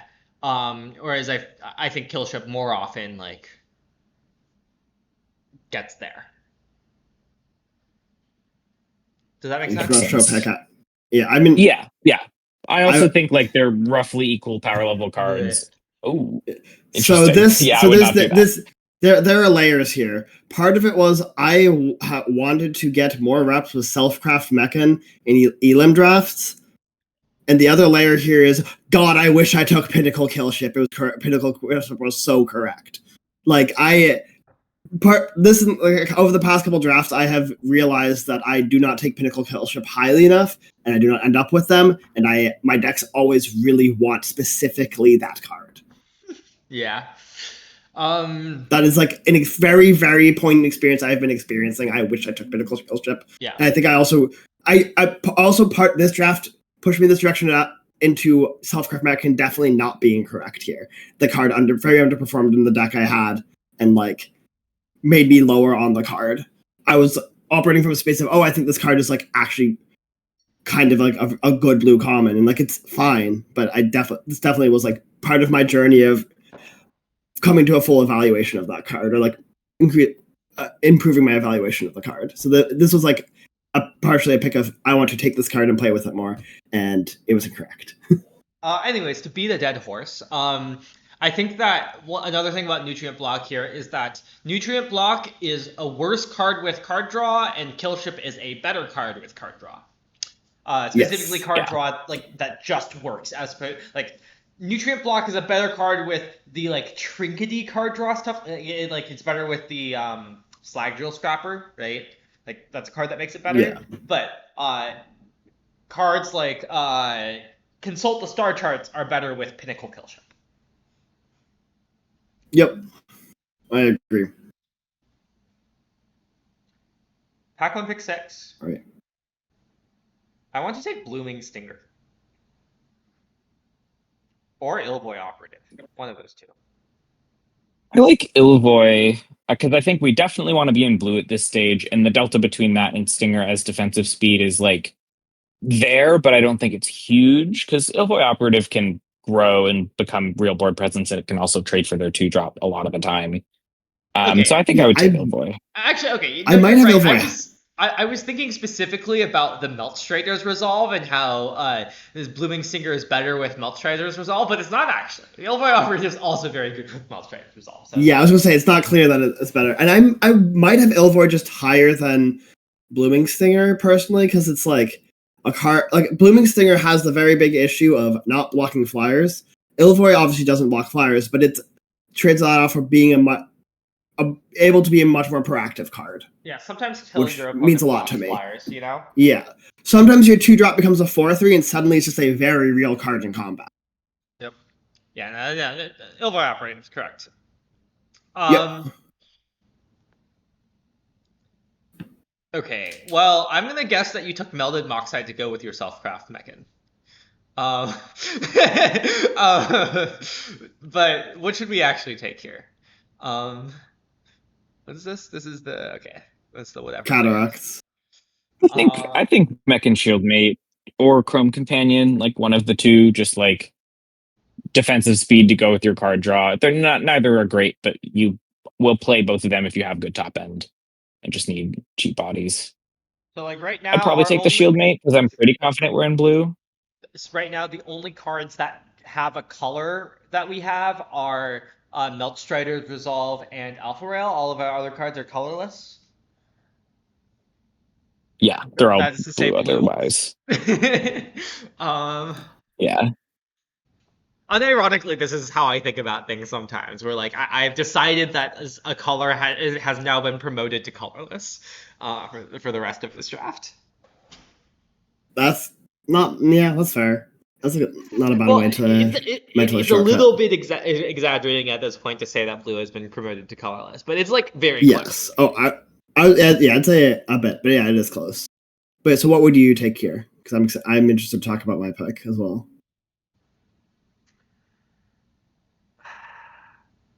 Melded Moxite competes with Alpha Rail, like it does a similar thing to Alpha Rail, and Alpha Rail does it better. So it's like hard to imagine me wanting to play Melded Moxite, except for the fact that you took the stupid like self-craft mechan. But I think that doesn't matter that much. So then the question is like, which of the other three 2-drops do I care about? I've been like experimenting with Wormwall Sweeper, and I still don't exactly know my answer to that one. I am generally not a huge Mech and Shieldmate fan, but it might be the better pick here. I don't know. Doggos are cute. Wait, you're so true. I mean, if you want, I can talk about my thought process here. If you want to show pick, I did take I knew Moxite because it. Yeah, I mean, I think if I didn't have Selfcraft, at least at the moment I was drafting, then I would have still taken Moxite because I've kind of like heard a lot of flack for and been pretty. I'm like very, very low on Chrome Campaign for one. That card has like been routinely pretty unimpressive most of the time. Like it definitely has been playable before, and sometimes I just have to play it. But I really don't love it. And Mech and Shieldmate is kind of in the similar camp of like I really don't love it. And like at this early stage in the draft, I want because I really don't love it, and Yeah, I actually there's like, upside there. I kind of like Melded Moxite. I agree that it kind of conflicts with Alpha Rail, but there's also a decent amount of space where I only play one of those two cards, and so I took Melded Moxite as the highest upside card. Was my logic because I think it's like a very I think that's reasonable like comment. quite reasonable. I guess I would just say that like it's pretty likely we're going to want some kind of cheap defensive bodies, or at least it's somewhat likely. And taking Or that offensive. now opens up the opportunity for us to play a higher upside card in the future that is maybe better than Moxite. You know what I I guess mean? my So that part would of be the my other argument. yeah, I guess part of what I was thinking through and trying or like theorizing was that Mech and Shield might not actually be like effective defensive speed. Like No, the I card think might just be a little bit too poopy. the way I think about it is that I don't think it's that poopy. 2-drops always have upside. Like no matter how bad they are, they Mhm. always have upside because like the upside is you get to play another 2-drop. Like sometimes you really just Yeah. need another 2-drop, whatever the fuck it is, you know. So I mean, I agree with this. I think I do. To be fair, I do think in that moment I was underrating the 3-2 because of exactly that, where it is a body and like 3 power trades with a lot of things that matter. But yeah, so nice. Halo Scour for scrap. There's So- also a Scour for scrap that could wheel pack with pick 9, but I'm still taking the Scour for scrap. Are we sure we're not on depressurized? That card's just like quite good. This But card has a Scour is color, also and quite good. this card has a color, and this card doesn't have a color. Is how I also would claim I think Scour for scrap is like pretty strong. yeah. Like you could take depressurize if you had like another black card. I'd be more excited to take depressurize, but I don't know. Like first to pressurize. Didn't I wasn't that- believe Greg. Oh shit! Yeah, that was against the Yeah, command. I believe Greg's timeline was I really don't like command bridge. I take depressurize, and then that opens up second depressurize, and that's like potentially a different timeline. Mm-hmm. Yep, Scour is nice though, especially with Killship. And if we are in black, we get to pick up Hull Carver, which is nice. Yeah. Well, you take Slagkill Scrapper no matter what cards you have here. Yep. Like, Yep. like, yeah. Yeah. No, that is like you just take it. Sammy's Yeah. is a nice card. I would not take Sammy here actually. I just think Oh wait, there's what like would you take? I don't think Sammy's like ever ending up in this deck, kind of, honestly. I guess my thought process is the rest of those cards are also almost basically never ending up in my deck. I would Unless take you're a Sideboard frontline orange. Torpedo. Really, I've just like never wanted. I'm not never, but like not often like been that interested in Torpedo. But also, You have a Scour for Scrap. That's true. Sometimes, like, I don't know. Sometimes you just want to kill something that isn't a creature, and like, there's actually like surprisingly few things in the set that kill something that. There's a ton of removal, but like a lot of it also only kills creatures. So like sometimes you actually just want something in your sideboard that kills something that isn't a creature. For when your opponent has a hive pool, for example. Yeah, no, that is fair. I could see it. I think also like I was thinking about like, oh, the Sammy, if my draft goes in a weird way, could be splashable as like a way of just making fun of it. That's very much not the deck we currently have. So there are definitely times where you can splash Sammy, but like most of the times where I feel like you splash Sammy are when you are specifically green red with because Sammy is like interestingly hard to trigger sometimes, especially if you're splashing it. And so like you want to be a green deck for Gene Pollinator to splash Sammy. And then like double for sure. splashing it can also be rough. So like, you a little bit want to be base red, but you already are base blue, so like, I mean, right now we're like in blue and maybe in red, so like it wouldn't be a double splash. Our cards are all true, blue, but like if you're blue red splashing Sammy, like it's just a little hard to like. It's both harder to splash. Like I don't imagine a blue red deck that would rather splash Sammy than Alpha Rail unless you get like a lot of blue lands. Like if you get Celestial Colonnade, sure, go crazy. No, I agree. And to be clear, it's like it's not like, oh, I'm expecting this to definitely happen, as much as like, oh, if I get a couple spacecraft, maybe this.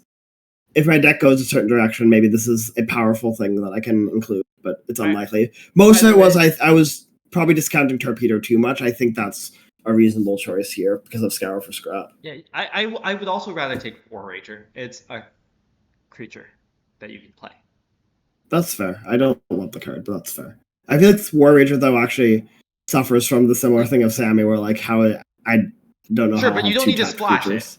You just but I'm saying is like I don't need to splash. Sammy is a splash. War Rager is a card that I just don't want to put in my deck. I don't want to put Sammy in my deck either.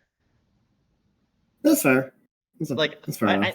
I don't want like Sam. If you're splashing Sammy, it costs like 6, right? It's like very late. That's way that I don't want to splash that. A splash Sammy is not a card I want to put in my deck. A War Rager is also not a card I want to put in my deck. But I think this one, like, at least it's a 3-mana creature that like sometimes I want a creature. I would just say I have had success splashing Sammy, but it is specifically with a Gene Pollinator. Like that is a really good synergy. I strongly agree with that. Yeah, no, and I'm not expecting. I'm not expecting to pick up Gene. I already addressed the Gene Pollinator line of why I think that's not that. That's a little bit far fetched, but yeah. I agree. Anyway, moving on. Skyward, Beefcake. Cavron Harrier. I would take the Harrier. Wow, we really don't like that card. I would just take it. Yeah. I see. My thought process was I wasn't sure like if I was gonna be very aggressive, and I was on kind of like I want just stat stint, and like I was the reach card. I just think it's like, really unlikely. We actively want 2 5-drop stats common creatures. I think that's fair. It's possible, but like. It's also like it would both have to be that, and we can't pick one up for the rest of the draft. Yeah, no, that's very fair. We would also want it more than Harrier when we already have a Scour for Scrap. Right. That's true. Yeah, and we also have a Driller already, which and Scrapper. I mean, self-Mishan. Yeah, no, I think it was Cavron Harrier as much as we meme about Cavron Harrier. Okay, well, we have a bunch of red cards. We have a bunch of like mediocre red cards and a Slag Drill Scrapper. We have a bunch of blue cards, most notably Consult. We have like a black, touching black and green. I don't put stock in the Sammy as well. We have a Scour to think about. Yep. Have Possibility to pick technician. one. We now are more have a foot in red. Our foot's all Yep. the way in red. It's soaked in red. Yep. I think this is better than Yep. Ed or Rover. We are pretty likely going to be base blue-red in this draft. Now that we have Yes. really good reasons to be in both colors. And blue-red is usually not good at splashing, so I'm envisioning that we're just going to end up in exactly blue and red. Mm-hmm. This one's interesting. I think I like Oreplate Pangolin. It's cheap, it grows really quick, and it's just like better in blue-red than in most other red pairs, I would say.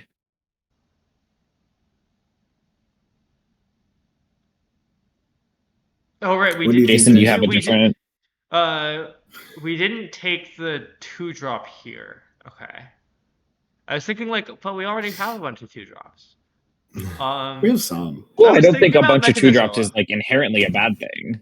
Yeah, no. I know. Yeah, that Like, is the other card that stands for me, I would say. But I'm a I do big. like Penguin like a meaningful amount better, I Oh think. really? Like in Like the context of this pick. not that meaningful. In the context of this pick, in the context of being blue red, and like a little bit better in like blue decks or red decks, I think Pangolin is a little bit more valuable to the red decks than Mechanizo is to the blue decks. But like, yeah, I don't know. Okay, I like Pangolin a lot. It grows really quick. let me. Okay. I was thinking that I kind of feel like we want like a big thing. We because we didn't take the kill. Like if we had the kill ship, I would not care as much about this Magnezoa. But like I kind of feel like we want a big thing. And like Here's an argument. Warplate Pangolin I is just a big thing. my vibe is that like we like right now we like care more about having an impactful card than a 2-drop. Well, I think the power of Oreplate Pangolin is its flexibility.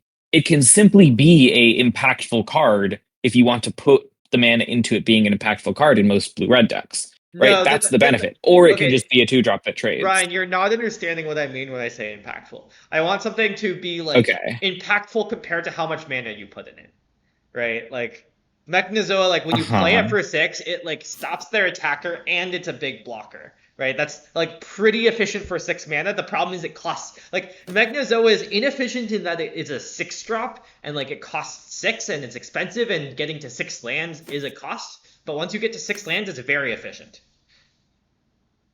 Like Oreplate Pangolin is efficient in some sense in that it costs 2 and you can like play it on turn 2. But like if you paid 6 mana into Oreplate Pangolin, first of all, it's pretty hard to do that because you're playing off curve 4 times and you need to have an artifact enter 4 times, and then you like just get a big blocker out of it that you so like like I want a card that like I can just cast and it'll be impactful. And like I don't know exactly like it's hard to explain why I have this feeling, but like I don't know. We also have a Scour for Scrap. If I can like dig for more reasons. Like we have a Scour for Scrap, which means like getting an impact like a large thing can be nice with that sometimes. We have like a strong divination which helps us hit our land drops. Like I don't know. Like at I no don't know. point I is don't think I'm that convinced. I just think Like, that Oreplate I Pangolin. think Pangolin is going to be better in most decks we end up in. I think that Oreplate Pangolin is at no point. Okay, I think this is how I want to phrase it. Oreplate Pangolin at no point is a efficient card. Like literal like long game. Look at the mana you're spending and the output you get. Right. Like an Right. endless one is not an efficient card. It is a flexible card, but it is not an efficient card. Right. Endless one being the X mana XX. Right. Agreed.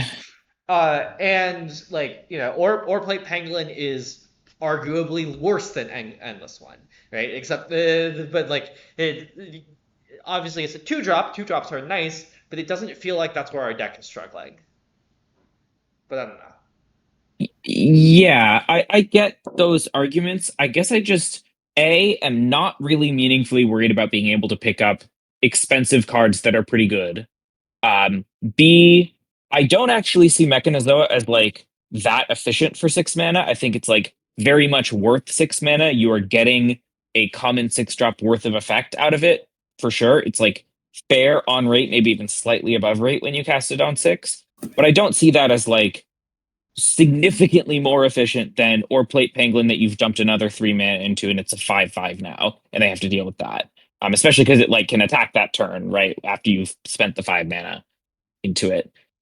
This is a marginal thing. We don't. They're both really close, and I could see taking either. It's fine. To be clear, I'm Yeah. imagining I will. I drawing will these off the continue to top disagree also, though. right? Like drawing one of these Sure, cards off the Mechanizo top. is obviously better when you draw it off the top, but also Orplate Penguin can be played on turn 2. Mechanizoa can't. These are both very large, meaningful differences between the Yeah, cards. I would say they offset.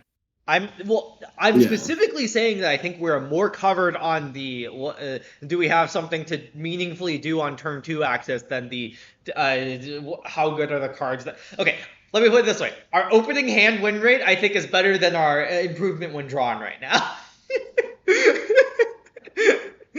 You cut out for the last part. I didn't hear what you said, but I I think think we should just move on. I still do disagree. I would take Orplate Penguin here, but it is not a big difference Yeah. for me. I think specifically I I said part of it from yeah. Yeah, part of it for me I- is that like yeah. I feel like I could Good the luck, chance of me seeing CFT, in your single limb. have, yeah, wait, so sorry, I want to say I think for me part of it is also like I don't feel like that covered on 2s, and I feel like Mechanizoa as an expensive card is like somewhat more replaceable than Orplate Penguin as a card lower in my curve. And also I felt like Penguin is like as red 2-drop scroll like pretty nice. And like I wanted to set like a higher bar for my 2s. Yeah, I think this somewhat is a like just card evaluation diff. Yeah. But And like Yep. yeah, All I right, would let's agree. scroll down. yeah. Yes, I'd say let's move on. Anyways, easy cryogen relic. Move on. This one's easy. Yes, I in fact took Yep. Cryogen Relic. Crazy. Easy Zookeeper mechan. Agreed. I think you scan the scan chip, but yes, I think it's a mechan. We already have a bunch of like card draw. Like this is an actually good 2-drop. Where I think Yeah. Orplate Penguin is an okay 2-drop. Easy Cryo Shatter. This is like our first removal spell. Oh yeah, that's another thing about Mechanizoa. We want more removal spells. Like we're kind of low on that. But yeah. Whatever we pick doesn't matter here, I would say. Yeah, Turbo Drone I would pick probably. I sure took Turbo Sure. Drone, yep. Yeah. Uh, Memorial Team Leader is like kind of nice. It's a Kavu. We have the Kavu Yes. rare. I would take the Kavu with Warp. Yeah, no, I think you're right. I was like worried the card was too like otherwise dissynergistic with the deck and Auxiliary Boost was higher upside, but I think I don't think we're Kavu ever was splashing right. Ox boosters, and I don't think we're ever Yeah. not blue-red exactly. So No, I just take agree. the I red card think that might make our deck. I think I was just heavily underrating the Kavu and Yeah. with the I don't know if Kavu. you're heavily underrating it. Like I'm never excited to put it in a deck, but it's yeah, definitely but it is playable. stats. It does have stats. Yeah, Yeah. no one don't need Auxiliary Boosters there. I'm a Divert Disaster fan still. I don't know about other people. I think that it's definitely between I would these take two. Penguin because I think we are more of a tap out deck. I don't think we're like trying to use our turn 2 to leave up divert and like counter whatever they're doing on 2. I think we're trying to like tap out to affect the board. Counterpoint, we have a slag. Like we're in blue red, and blue red is a space where you have Slagdill Scrapper, and we have 2 4-mana instants that draw cards. I could also point to a lot of cards that work with Orplate Penguin in our deck, I guess. Like, I don't know. I also I think there's I do want to counter argument that, Jason. I think there's some flaw to that where specifically for one, Scrapper is a card that because I think part of Divert Disaster's power and like why I'm usually actually a pretty big fan of the card is leaving it up on early turns, and I like really don't want to leave a Scrapper on early turns. I want to be like spending my mana developing my trinkets. I think that like Divert Disaster is best when you leave it up on turn 4, not on turn 2. Honestly, Like, Yeah, I guess I'm predicting my deck to not want to do that until turn 6. I think well, I mean, part you of my worry literally about the card is like like it's you literally have like two different 2 mana trinkety artifacts that that you want to sack to Scrapper, and therefore like it's pretty reasonable to on turn 4 like play uh your relic and then hold up split card divert disaster, use scrapper, or just use relic, right? Like I just think that there mhm. are times where you want to do that. That is fair. I also do think though, like I'm Pangolin is like seems pretty nice. It's just the way to, and I think part of it is also like I don't expect to want to play a lot of divert disasters, and I expect if blue continues to be open, that I can probably pick one up and I don't have to prioritize it. While I feel like at least where I was out there, I was like I kind of want to like have a couple pangolins. Seems like a nice way to have like a nice early creature to have as like my common 2-drop. Also, to be clear, Ryan, when you were responding to me, like pointing out like the things that cause you to hold up divert disaster more, but like objecting that like we also have stuff that works with Penguin, like how much stuff you have that works with Pangolin does not change the power level of Pangolin that much, whereas like how much you're holding up divert disaster does actually matter a lot more. Like most decks will Well, have a I decent amount of disagree like with that. I don't know. I think if every play you make, if you have specifically a lot of cheap artifacts, I actually do think that really meaningfully changes the value of Penguin. It can more easily, you will have mana left over if you have a lot of cheap spells as opposed to a lot of expensive spells. The difference between like Mechanizoa versus the like melded Moxite or whatever. If you're just a deck full of a bunch of cheap cards, Penguin is a pretty nice way to have cards that like fit into that, but also grow to a point where they really matter on board and have the kind of the same impact as an expensive spell. So I do actually think it meaningfully matters like what cards you have that work with Penguin. And okay, it's also just like a okay. density of artifacts actually makes a difference for it. Okay, I should maybe address something then, which is that cheap artifacts good with Pangolin, yes. Cheap artifacts that draw cards and a lot of card draw in your deck, not good with Pangolin.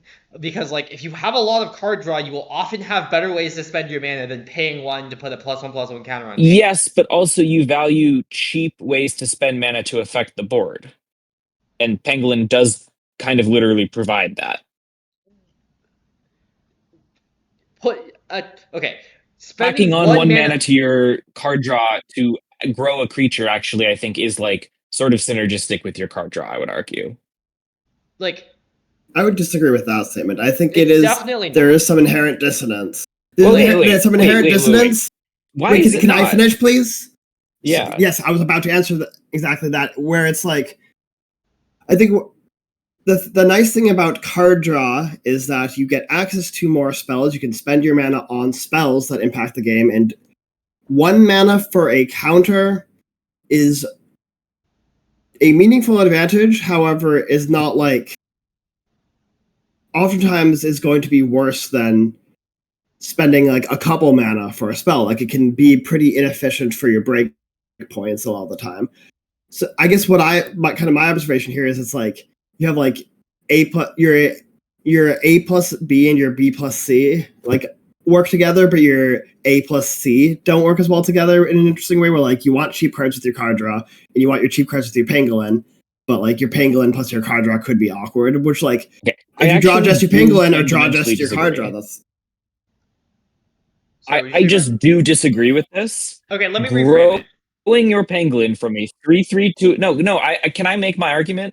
Yeah, Growing yeah, your yeah. pangolin from a 3/3 to a 4/4 after you've spent 2 mana on your melded Moxite that didn't affect the board but smoothed out your draw so that your pangolin can block their Galactic Wayfarer is actually exactly what you want to do when you're spending mana to not affect the board but to smooth your hand and draw more cards. So Okay, I actually don't think that like it's also true that breakpoints in terms of mana, Penguin helps really well with. You can spend all of your mana in a turn, even if you have couple clunky cards that are taking up space in your hand. So I just like disagree with all of these okay, points. okay, It's a Ryan. very minor philosophical thing, but like, yeah. No, no, this is very important. We like so Penguin. It's interesting. I agree. Okay. Remember when you were saying when we were talking about some shapes of decks, for example, one shape being aggressive creatures and expensive removal versus card draw and cheap removal, right? That's one. Mhm. That's one thing that you brought up, right? The Yep. reason why cheap removal is good with card draw is that card draw plays big games where you want to where the way that you're winning is by like you want to have a lot of quantity of cards and then spend those cards very efficiently. Cryo Shatter is a very efficient card. The problem is that it loses a little bit of flexibility in that it doesn't it doesn't answer everything that your opponent can play, but it does answer many things very efficiently. And XX for X, right? Like spending 1 mana for powering toughness is not an efficient play. It is a play that is fine. It is like par ish, a little below par even. Like, 2 mana 2/2 we're not happy with. 3 mana 3/3 we're generally not happy with. 4 mana 4/4 maybe sometimes you're happy with. Same with Colossopede, but like generally like those mana like an XX for X is not generally what you would call an efficient card, right? And the thing about card draw is you want to continuously trade off your cards for your opponent's cards in ways that where you leverage the large number of cards you have to make up for the fact that your cards are probably less flexible because they are efficient, right? Because you're spending your mana on card draw so that you have the so that you like can use your more efficient cards even though they are less flexible. On the other hand, small games are ones like if you have a deck that wants to play a small game, it's one where you need to make every single card count a lot more. You need all of your cards to be widely applicable and like guarantee that they are never outclassed. So that like Right. Dead cards are death in small games. Yeah. Boilerplate Penguin is like the poster child of this, right? Like it is great in a small game because it always matters. It doesn't, but like it's not efficient, but it doesn't need to be because if you're playing a small game with access to fewer total cards, what's important is that all of your cards matter, not that they are efficient. Right? Like you want your ore plate penguin to always matter in a small game. Whereas if you're playing a big game with access to a lot of cards, it doesn't matter that like you can just play your 2 mana 2/2 and like just trade it off for something. And the point of it is that like you didn't die to your opponent playing a 2 mana 3/1 on turn 2, right? That's the entire point of your 2-drop is to trade. And it doesn't matter that it matters in the late that it's doing well in the late game because you already have a way to win the late game, right? This is why Penguin does not pair well with card draw, or it's not that it actively pairs poorly with card draw. It's just that it's like not as necessary in the games where you have a lot of card draw because you don't need it to matter and you're already spending mana on your card draw and like deploying the cards you are drawing with that card draw, right? Like because you just will naturally have more things to spend your mana on, you'll have naturally less mana that you want to pump into Penguin, right? Like You'll have more optionality. You'll have more ways to spend all of your mana in a turn if you have more options of multiple different casting costs of cards you have in your hand. Yeah.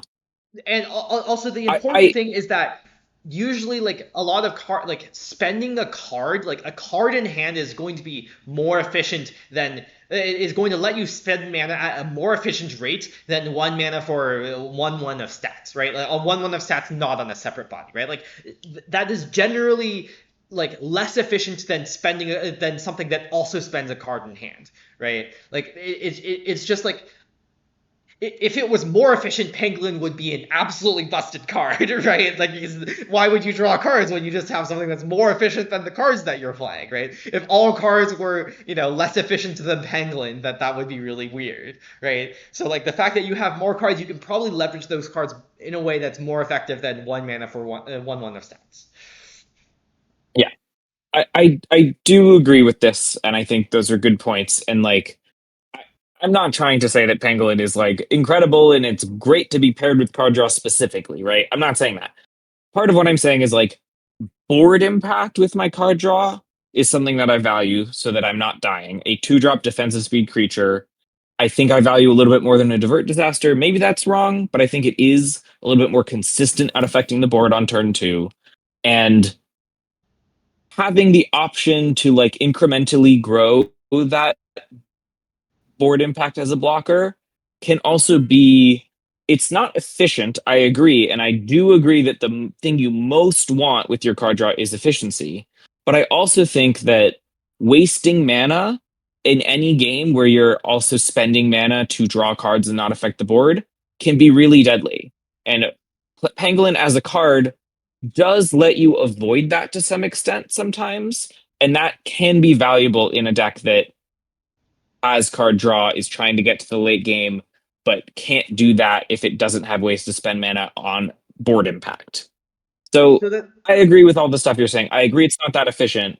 I'm just saying it has properties that are not, that don't play badly with card draw. so okay. I guess the other thing. Oh, go ahead. So Mainly just being a 2-drop is good. I agree being a 2-drop is good, but so is Divert Disaster. The thing is, so is like we're not comparing it against Kind something of. that's not a 2-drop, right? Like Divert I Disaster would is very say much Divert Disaster is slightly less of a 2-drop than Or Played Pangolin.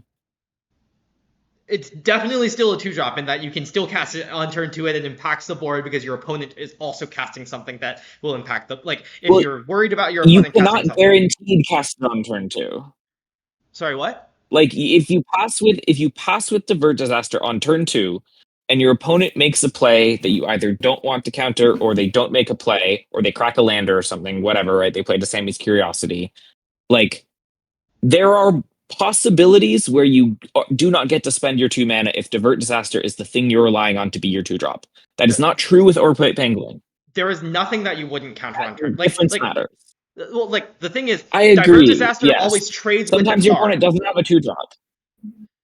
Yeah, but if your opponent doesn't have 2-drop, you didn't need to have a 2-drop because you didn't need to trade. But you still would actively prefer to have had an Orplate Pangolin. In that game where your opponent didn't have a 2-drop, but they play a threatening 3-drop, you would much rather have had a Pangolin instead of a Divert Disaster. That difference is meaningful. That's all I I'm would like to arguing claim that that depends on the deck you're in. And I do think for where I was at with this deck, I was thinking more in terms of I was building a deck that was trying to play small games, and in that kind of like framework, I would agree. I would want Pangolin. I would want to be proactively affecting the board on turn 2 every game. That's kind of why I want it. But like if I was trying to build a deck playing bigger games, like where I would definitely would want Divert Disaster more, I don't really mind as much if I don't use it on turn 2 if my opponent doesn't cast a spell, because I'm expecting to still trade that off and have the game continue to just keep on going. And I'm fine I with guess that. the difference would be you are happy to, like, if you're playing Divert Disaster, you're happy for both players to burn their mana on turn 2 rather than you to spend your mana on a board impacting play that reduces your hand by 1 and them to not spend their mana, basically, is what you're saying. Well, yeah, I'm saying the point is that oh, sorry, go ahead. I was just saying, yeah. What I'm saying is like in a deck where I want Divert Disaster, it's like I'm expecting my like I am kind of expecting to win.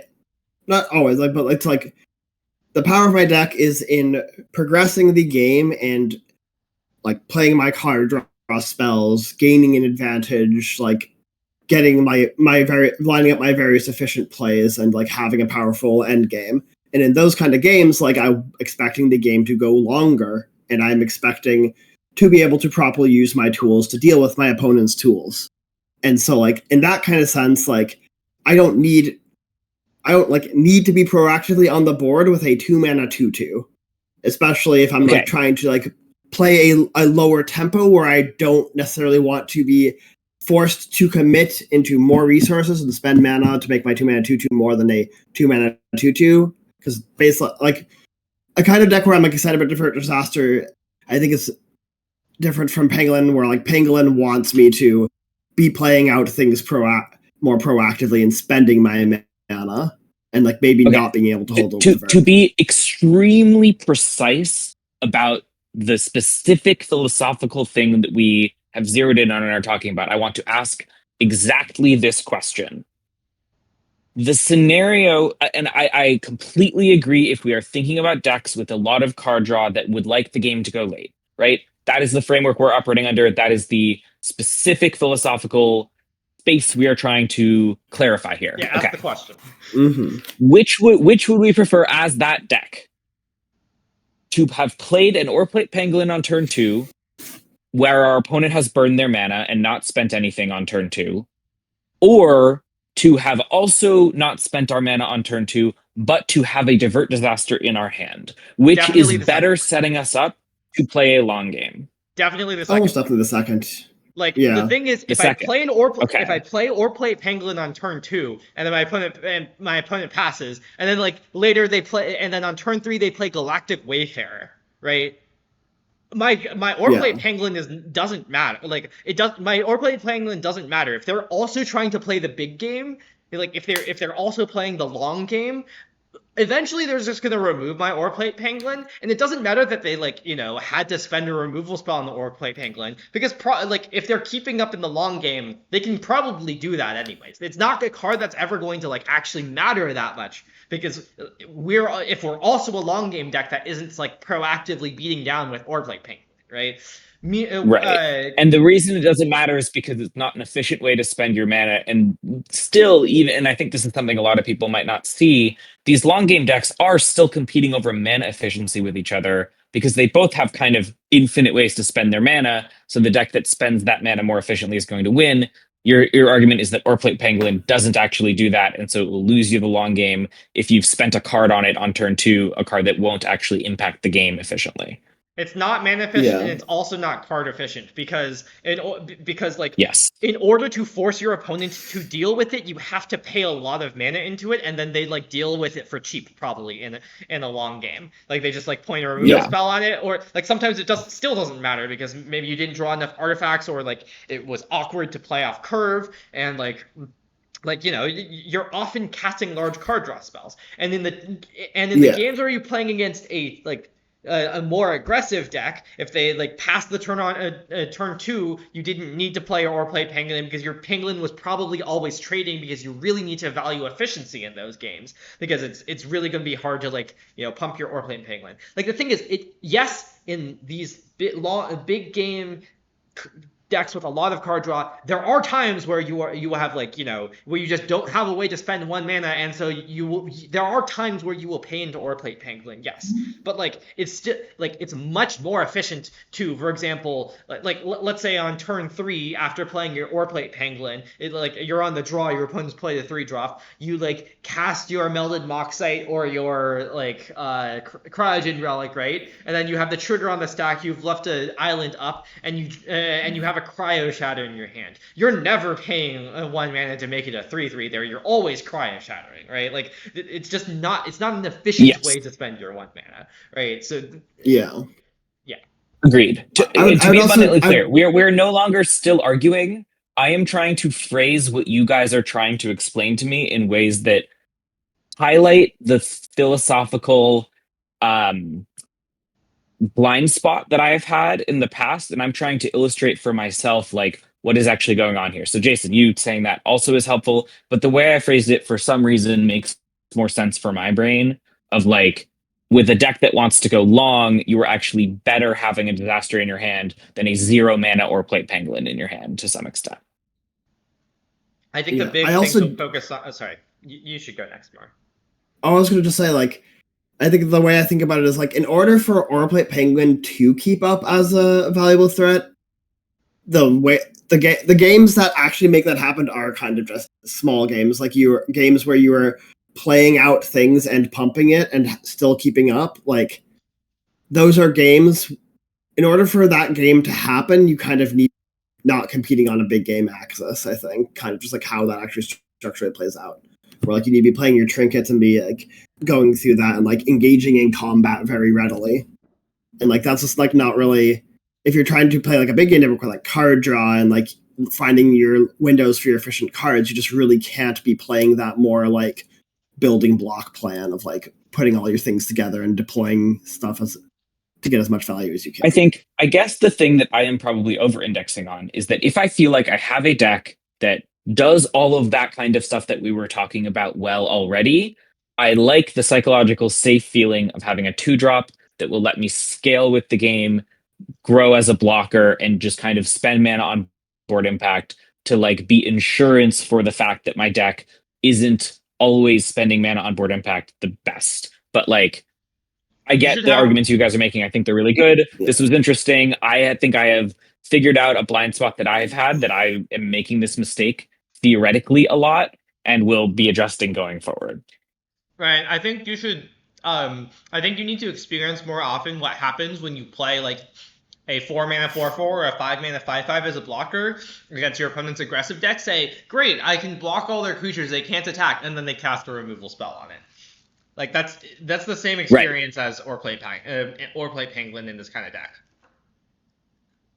Similar, although it's meaningful that with Pangolin you have the optionality to just trade off for their 2-drop, a thing that those cards don't have.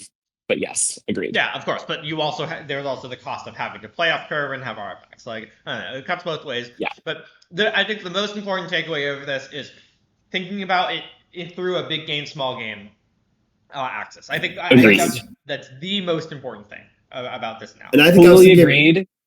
And I think like if you're kind of listening to this whole long discussion being like, why does this matter? Like, how deep have they gone? Are they actually talking about things that are Too like deep. relevant to this pick? It is very deep. I don't think it's too deep. I think these theory level points that we're making actually do have real impact on what kind of deck do you think you're drafting? What kind of effects do you value in that deck? What effects are going to play with the cards you already have? Do the cards you already have want a big game or a small game? This is really how you figure out these nuanced things that we were talking about in the last draft log of like, what cards does my deck actually want? What are, quote, the good cards, as Jason likes to say? So I would like to circle back anyway. to this pick then, just to quickly ask, because I think at this moment I was thinking I'm playing a small game. Right. I actually do think our deck is probably a little bit more playing a small deck, But I also do have consult. Still. I do have consult the star charts. I have scour for scrap. I have cryogen relic. I have possibility technician. I potentially have these outs to building a blue-red deck that's going a bit bigger, and I'm wondering, should I have been leaning towards that more? I'm not sure. I was like kind of. Sorry, keep going. I would say I wasn't sure. Part of it was also I wanted to experiment in this trinkety small game space, and so I was kind of, I think, biasing towards that a bit. But I'm not sure. I think I was maybe a little bit blind to the option of like playing a bit bigger. Like Mechanizoa pick is a similar kind of thing of like that card kind of plays a bigger game. Yeah, the entire time. Yep. The reason why I've advocated against or play Penguin, both of these picks, is fundamentally because I think that our deck is a big game deck. We have 2 4-mana blue card draw spells. I think that we also and the possibility of technician. I think that we are playing a big game deck, not a small game deck. Yeah.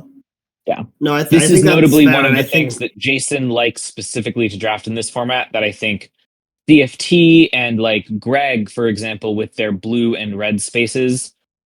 This is specific to our team and what people have been talking about in our Discord server, but like there is a way to draft the blue decks and the red decks that is specifically about trying to create small games that you could go for, and it's really a philosophical difference of like what kinds of decks do you like building and are used to building in the format. And again, also what you not think exactly is related to the colors you are in. It's like, what decks do you like to build? I would also like to claim it is about what you think is effective in the format. Like I feel like for the most part, I have found big games to be like the more effective route, but I have also had spots where I'm like, oh, this is a really strong small game deck, and I'm crushing with it. Like I guess it's like just about like teammates who are succeeding with small game decks, even if we are kind of in the big game camp. Okay, so go ahead. To be fair, while CFT claims that the decks they are drafting are small game decks, I think they are wrong and they are drafting big game decks. Interesting. All right, we can talk about that later. Let's move on. Let's move on. I think we should move on. Yeah. Okay. Anyways, let's take a Weststalker Ardent. Yep. Yeah. You could think about like Kiva Civic Might, maybe, or I don't know how good that card is, so maybe you can't think of that. I don't think that card's very good. I also don't think it's good outside of green white. So yeah no. Space Time Anomaly as a A very out there sideboard splash. Sideboard. Yeah. Sure. Automaton This Torpedo. was We already have 2 of these. this was supposed Yeah, to be this torpedo. is This was supposed to be right. This torpedo. is one of the picks where you need to scan cards Yeah, effectively. no, this was a You need to no. I scan mean, that Thaumaton Torpedo is a real Magic card. I disagree. I think the mistake I made here was not scanning that Thaumaton Torpedo is actually good enough with Scour for Scrap. I did think about it. I just was incredibly, incredibly low on Torpedo, and that's just incorrect. Oh, Like Torpedo's not a good card, but it is a card that has utility. And I was thinking about it as it's not worth the utility it has, and I think that is. I don't think it's good with Scour for Scrap. I don't. Honestly, Scour is not a big part of it.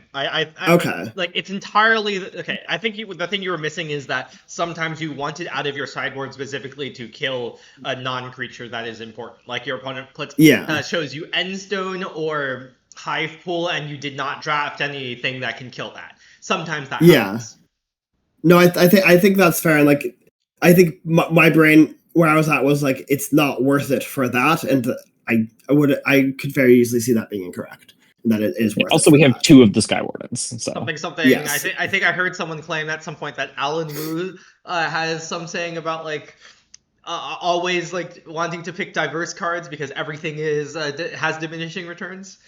Because what? I think that's especially true for commons, where like there are some commons that you want to put multiples of in your deck, but there are very few of those. Mostly, you'd prefer not to have to play multiples of most commons. So I think the Skyward a third copy of a common you're not that high on. Generally, you should just be like, is there a different common that I'm not that high on that I can take? I was kind of on a like. Let me try these like big beefy commons that are just stats. Yeah. All right, let's keep going. Stint. And yeah, I was wrong. All right, we have a fun one here. This is the classic. Yeah, Cryogenic Relic or Codebreaker Hound. Okay, wait. I need to scroll back up. I need to scroll back up. Give me a second.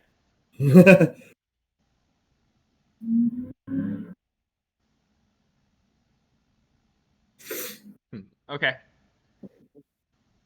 I have an opinion. I'm normally a Hound girl, but I think Relic is better with the deck we're currently building. I think I really want to enable Selfcraft Mechan. I'm wondering if Jason is considering Biotech Specialist. I would not. I don't think it is, but yeah. I would probably take Relic. It's close with the Hound. I like the Hound better as a card, but I think Relic is probably the better synergistic pick, and the difference is not that large, so I just take the slightly synergistic card. Jason?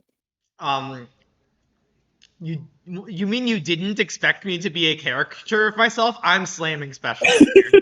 Well, not slamming, because I had to think a lot about it. Wait, you're talking Specialist here? Yes. Like, the Codecracker Hound and Relic are just both extremely excellent cards. I would consider Specialist if it was just pretty good blue cards that we were taking over it. Yeah, wait, how... Biotech Specialist is a good card, but I don't think if I could cast both Hound or Specialist in my deck that I'm taking Specialist over Hound. I mean, obviously it depends. Like if I'm like lowish on fixing, like maybe Specialist is efficient enough, I might. But like, I personally don't think Specialist is defensible. It's okay. Well, let me try my darndest to defend it. Okay, so what do you think? What would you say our card currently has, and what would you say our deck? What do you think our deck currently has, and what would you say it's missing? It's missing interaction. We just did our 90-second review of our pool. I'm gonna scroll through it. What would you say our deck currently has, and what would you say it's missing? Our deck currently has a lot of assertive, cheap artifact creatures and a lot of cards that draw cards. What our deck does not have is interaction. Yeah, that's mainly what I would say. And that's I think most of what I want is interaction. Besides that, I think we're like kind of structurally. I think we're pretty balanced mostly. Pretty besides balanced, the lack of interaction. I do. Okay. I would not say that we currently have assertive, cheap artifact creatures. I don't think that Pangolin is that assertive, mostly. Like, I don't think that we can build an assertive strategy off of Pangolin.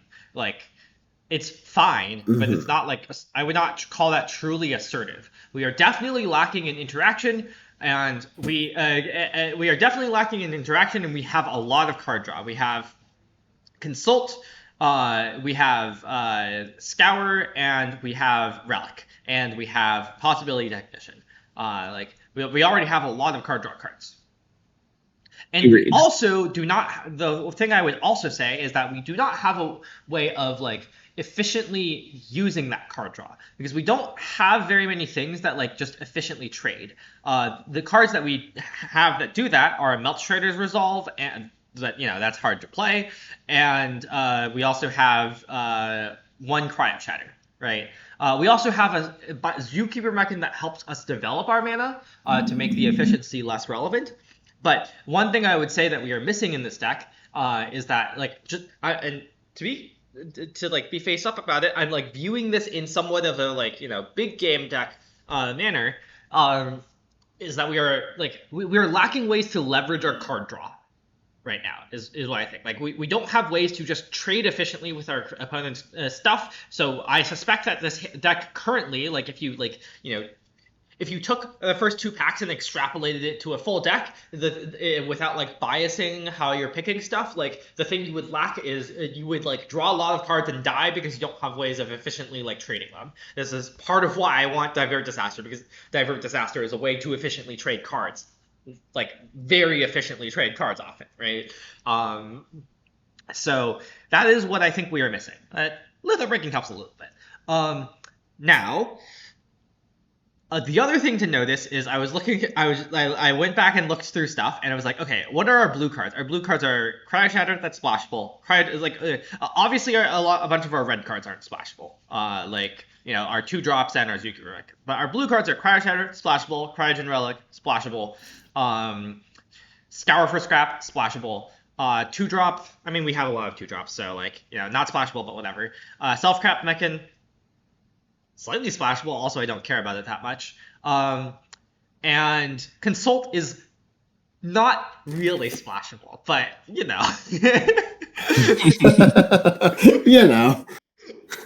I mean, Anyway. I would like to make the claim that Consult is kind of splashable in a like 4 to 5 source range where its buyout is good enough. And like you'll have double blue sometimes. You have double blue like 60% of the time? Worth it. Yeah. Sure. I also think it is meaningful we have Command Bridge and Melt Strategy Resolve. Yes. That's that being said, yeah. That being said, I don't know if I'm in for like the delta in power level we're getting for like shifting our colors completely. I think we do have a lot of reasons to be in blue. Our biggest our biggest hole, the biggest hole the deck currently has, the biggest two holes are ways to efficiently trade cards and like efficiently like take advantage of our card draw and removal, right? Those are the two biggest things that this deck is missing. Melchizedek's Resolve is perfect for that, right? Like literally, like one of the best cards you could ask Agreed. for that. Like basically more copies of Resolve and Cryo Shatter. So agreed. With all that said, I would like to be base green. Like we can take. I think that we can specifically also like looking at how this pack wheels. We can take Biotech Specialist and wheel potentially breeding. Like I suspect that like other people will take Cryogen Relic and Hound, which if they're in blue at all, which makes the breeding pool much more likely to wheel.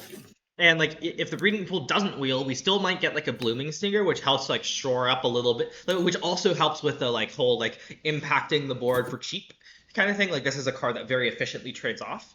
And like between this and Bridge, we have a decent amount of fixing. Like I think like we have enough fixing to, in fact, play this Biotech Specialist. And I don't think that Biotech Specialist is actually that like a worse card than the other two cards. I just like if you can cast it, I don't think it's worse. I agree, it's not a worse card.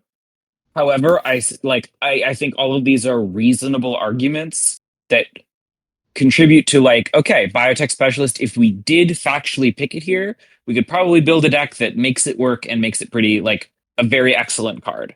However, I'm still not convinced because I don't think I want to like really try to get into green just for the biotech specialist as like the main payoff we have access to right now, plus the mouse charge resolve, sure. But that's also committing us to splashing like a relic, which is not super convenient on a splash, and all of our other blue cards that we like and want to be playing, like a cryo shatter, also I think slightly worse on a splash. And just like committing to a splash ahead of time that we don't have to be making, we can just be in base blue that we're already pretty comfortably in. I don't think it sways me. I also just really like Cryogen Relic. I think it's going to be really good in our deck, even if it isn't the category of card that we need right now. It's just a premium enough card that like I think we wouldn't ever like not need any more card draw, and if even if we do not need any more, Relic is just the best kind to have. So How do you feel about my claim that if we picked Cryogen Relic, I would I like think that in many spots we would decline to play probably Scour for Scrap because we did so. I I would think that's agree. pretty reasonable, and I don't think that's that bad. I think that's not, especially. I mean, especially if we're trying to build this like Aura Plate Penguin like small game mid rangey deck. Like, I yeah, just don't think reasonable. that's what we're building towards. Like, what are our mid-rangey tools? Aura Plate Penguin and Tears. I do love Tears, but like basically, I just think that Specialist like really helps with the big game deck because it helps develop our mana to let us use our card draw. Like right now, I think we just have too much card draw already. Like we don't have ways to I spend didn't our disagree with card that. draw. I just don't think that our like taking this Cryogen Relic, we better see like two Cryo Shatters. Like Blue Red is just also not a great big game deck. Like we are pushing our deck too big. Too big. This town is too big for us, you know. Anyway, I think I see the vision. I might need to sleep on this personally because I am not sure where I land. I definitely do agree with the structural flaw of where this deck is. Part of me is also I feel like a lot of there are a lot of structural mistakes leading up to this, especially if we would think that the better route is to make a bit game deck like in this draft. Yeah, amusingly, if we had taken Mechanozoa and Divert Disaster instead of the two Penguins, I would probably advocate for the Relic instead of the Biotech Specialist. Yeah, and I guess what I'm saying is I feel like if I'm trying to build a small game deck, I think I am taking Cryogen Relic here. I think, though, I agree that there are some flaws in that assumption with the cards that I thought have actually been drafted. Honestly, one of the biggest issues not taking Cavron Harrier. Anyway, I think we should continue. Here's another proposal, though. Take Breeding Pool so you can splash the Melt Strider Resolve. I hate it.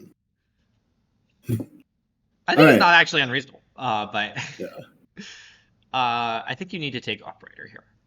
That card is not really on my radar. Are you a fan of it? Well, it's good with Relic. Yeah, no, that's true. We have two Relic. Like, I don't know. I also just think if you have like infinity artifacts, which we sort of do, it's like pretty good. Okay, yeah, I didn't like heavily underrate that. Probably should take it here. Yeah, like I don't think you heavily underrated. I think it's like an actively bad card in almost every deck in this format. However, I do think it's like pretty fine medium when you have a ton of artifacts. I guess this is a personal drafting thing. I think there's a big difference between cards that have one spot and have 0 spots, and I want to know all of them. That makes sense. I think that both of you are a little bit missing the forest for the trees here. I have the same comment as the last pick. These cards are very similar. They help develop your mana. What your deck needs is ways to leverage your card draw. These cards both help you leverage your card draw a lot better. Right. That is what I'm describing Steel Swarm Operator's spot as, and Mora is saying she needs to identify that as its spot. Oh no! Why did we do this? Don't worry about it. Don't worry about it. Okay. I don't see that card fitting into any deck we end up in. Yeah. I was thinking about, I could splash this. Plasma Bolt. No! Too much card draw.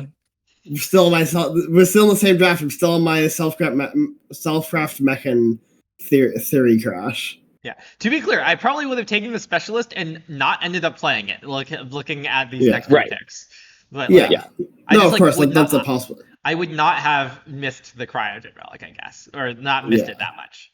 No, I got you. I got you. Light Jammer, I think. I think this is the thing that is most impactful mana-wise, more so than Harrier.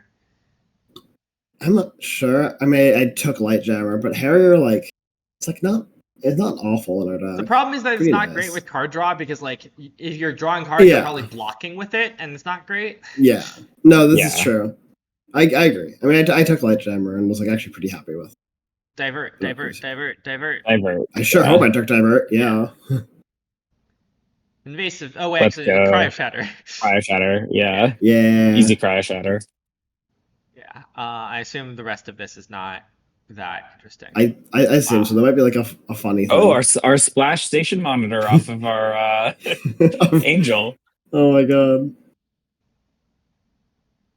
Yep. Yeah, we don't really get much the rest of this pack. Yeah, I sure put that equipment into my main deck and then realized it had 2 and hated my life. Interesting draft. Yeah, and this draft made the finals, but it felt very fun. Like, I think one of the biggest things about this deck was that it was a bad Consult the Star Charts deck, which is the main reason why I feel like I heavily misnavigated, and I agree with Jason chasing a big game here, is that I think, like, we were much more set up for that kind of deck because we started out with a Consult the Star Charts, powerful card draw, powerful selection that like we want to try to leverage. Like, how I think would trying you have drafted differently to leverage that? Like besides the stuff that Jason has been saying, which wouldn't have actually end up made. Let's go through real quick, and I'll just like shout out. Okay. So the first one first is 4 picks here. Yeah. Pinnacle Killship, easy. Pinnacle Killship, give me. I just want that card, even if I was playing a small game. I want. Yeah. Agreed. But maybe less so. And then that's the same. That's the same. I probably don't take them. Do I take the Moxite? I'm not sure. Moxite is fine. There. Like I think it's fine. Yeah. Like that. Scar for Scrap, Drill. Yeah, pack 1, I guess, is like you could take Harrier here, but like I don't know if that doesn't matter. Playing that. I think it starts in pack 2 with the Mechanozoa. I think I would want to take Mechanozoa because I just would not be interested in the Auraplate Penguin. Like, I think that instinctually is how I feel about that. Did Penguins feel bad in your final deck? They felt fine, but I think the issue with the deck was it kind of was not really good at, like, it had a lot of card advantage, and so it kind of just like ate up other decks in small games. In my first 2 rounds were playing against other decks playing small games, and I just kind of ate them because I had card advantage and I like played a bunch of trinkets, and I like ended a game with 10 cards in my library, 10 playing, just spent my mana into like my +4/+0 1/3 and just like had more tools. But also like Weftstalker Ardent was like really good reach. Okay, this is exactly the question I was about to ask. Was Weftstalker Ardent kind of incredible in your deck? Because I could imagine it being that. Here's the thing about Weftstalker Ardent. It was supposed to be incredible, but I played abysmally with it. It was actually kind of embarrassing. I missed like 4 damage off that card at least. It was very good. I think that the 2 big things are just like taking Divert and Mechanozoa over the 2 Penguins. And then pack 3 we can kind of like navigate pretty differently, right? I mean, I think the other thing is, like, if you don't take this Moxite here, you're like a little more open to not be red. Like, you kind of just have this card, and especially if you take Mechanozoa here, and like you honestly then the like boosters here looks better, right? And like you could Divert here and just be blue. In pack 3, you can pivot into blue-white. You can take Relic into Shepherd, and then you add this you could take Honored Knight Captain here even. And then the big thing is like this station monitor pays that off. You didn't need to be. You like theoretically, there's a path that gives you blue-white. I don't know how good that path would be. Like, obviously, draft dynamics would change. Maybe the station monitor doesn't come to you. But I think that like overall. Yeah, I think I probably end up still drawing red just because Possibility Technician is kind of fucked up, and so that is a card that I kind of want to bully my way into playing if I can. Yeah, but I mean, like you would maybe even have the option of sighting into a space-time anomaly against the big game deck more less awkwardly. Yeah. I mean, I'm jury still out on whether I believe it's an effective card in those kind of situations, but maybe it's definitely a powerful effect. I've played a good amount of it, and I would say it is definitely a card I would consider siding in. Yeah, I think I've heard just like experiences both of it winning the game and then also it coming in against a big game deck and then they attack you with your creatures and you die. Yeah, that definitely happens sometimes, but I also think it wins games that you had no chance of winning otherwise. So Yeah, no, it that's is fair. very complicated to evaluate that card, but I think it is powerful enough that it is worth having in your sideboard if you trust yourself to be serious about whether you actually do or don't need it and whether it actually will increase or decrease your win rate when you're boarding it in. Yeah. Well, I'll put it that way. Yeah. Cool. Well, Okay. I It is think high risk, high reward. Yeah. And that's valuable to have as an option if you trust yourself. I think we've gotten the value out of this draft, so I would propose moving on. I don't know if we want to hit another. Do we want to do another one? If we do another one, I need to go quickly pee also, but let's wrap it up. I think we've gone deep enough. That's fair enough. It is late. Okay. In that case, thank you all for watching. Do we have somewhere to raid? Presumably. Let's see. Oh, this droid exploration channel seems cool. I don't know if that's something that you can do. The Ham TV is playing. Yep. Okay. Someone playing limited. I personally would never play limited. Oh, I can also raid a smaller limited channel. Yeah, I let's do that. Channels. Raiding smaller channels is nice. Anyways, Yeah. No offense to Ham. But yeah. I agree. I like raiding smaller channels. Thank you all for watching. You can find our VODs on YouTube. I've uploaded the past couple. And I'll try to remember to upload this one. Hopefully this has been informative, as always, or something. We go very deep. Arguably, one could argue too deep, but, you know, I think... We should spend an hour arguing about whether it's too deep. Oh, yeah, I agree with this. I'm gonna say I'm gonna flip a coin and then give you an answer. No comment on whether the coin flip is related to my answer. Anyways. Also, if you check out our YouTube channel, there's a very fun thumbnail I made for our last VOD. Oh, I forget if I remembered to. You did. I just checked. Oh, okay, great. Yeah. It's beautiful. The last I'm very proud nice, of it. Thumbnail. But yeah. Anyways, and we will be here next week as well, presumably. I don't know of any reason that we wouldn't be. But yeah. Anything either of you want to say?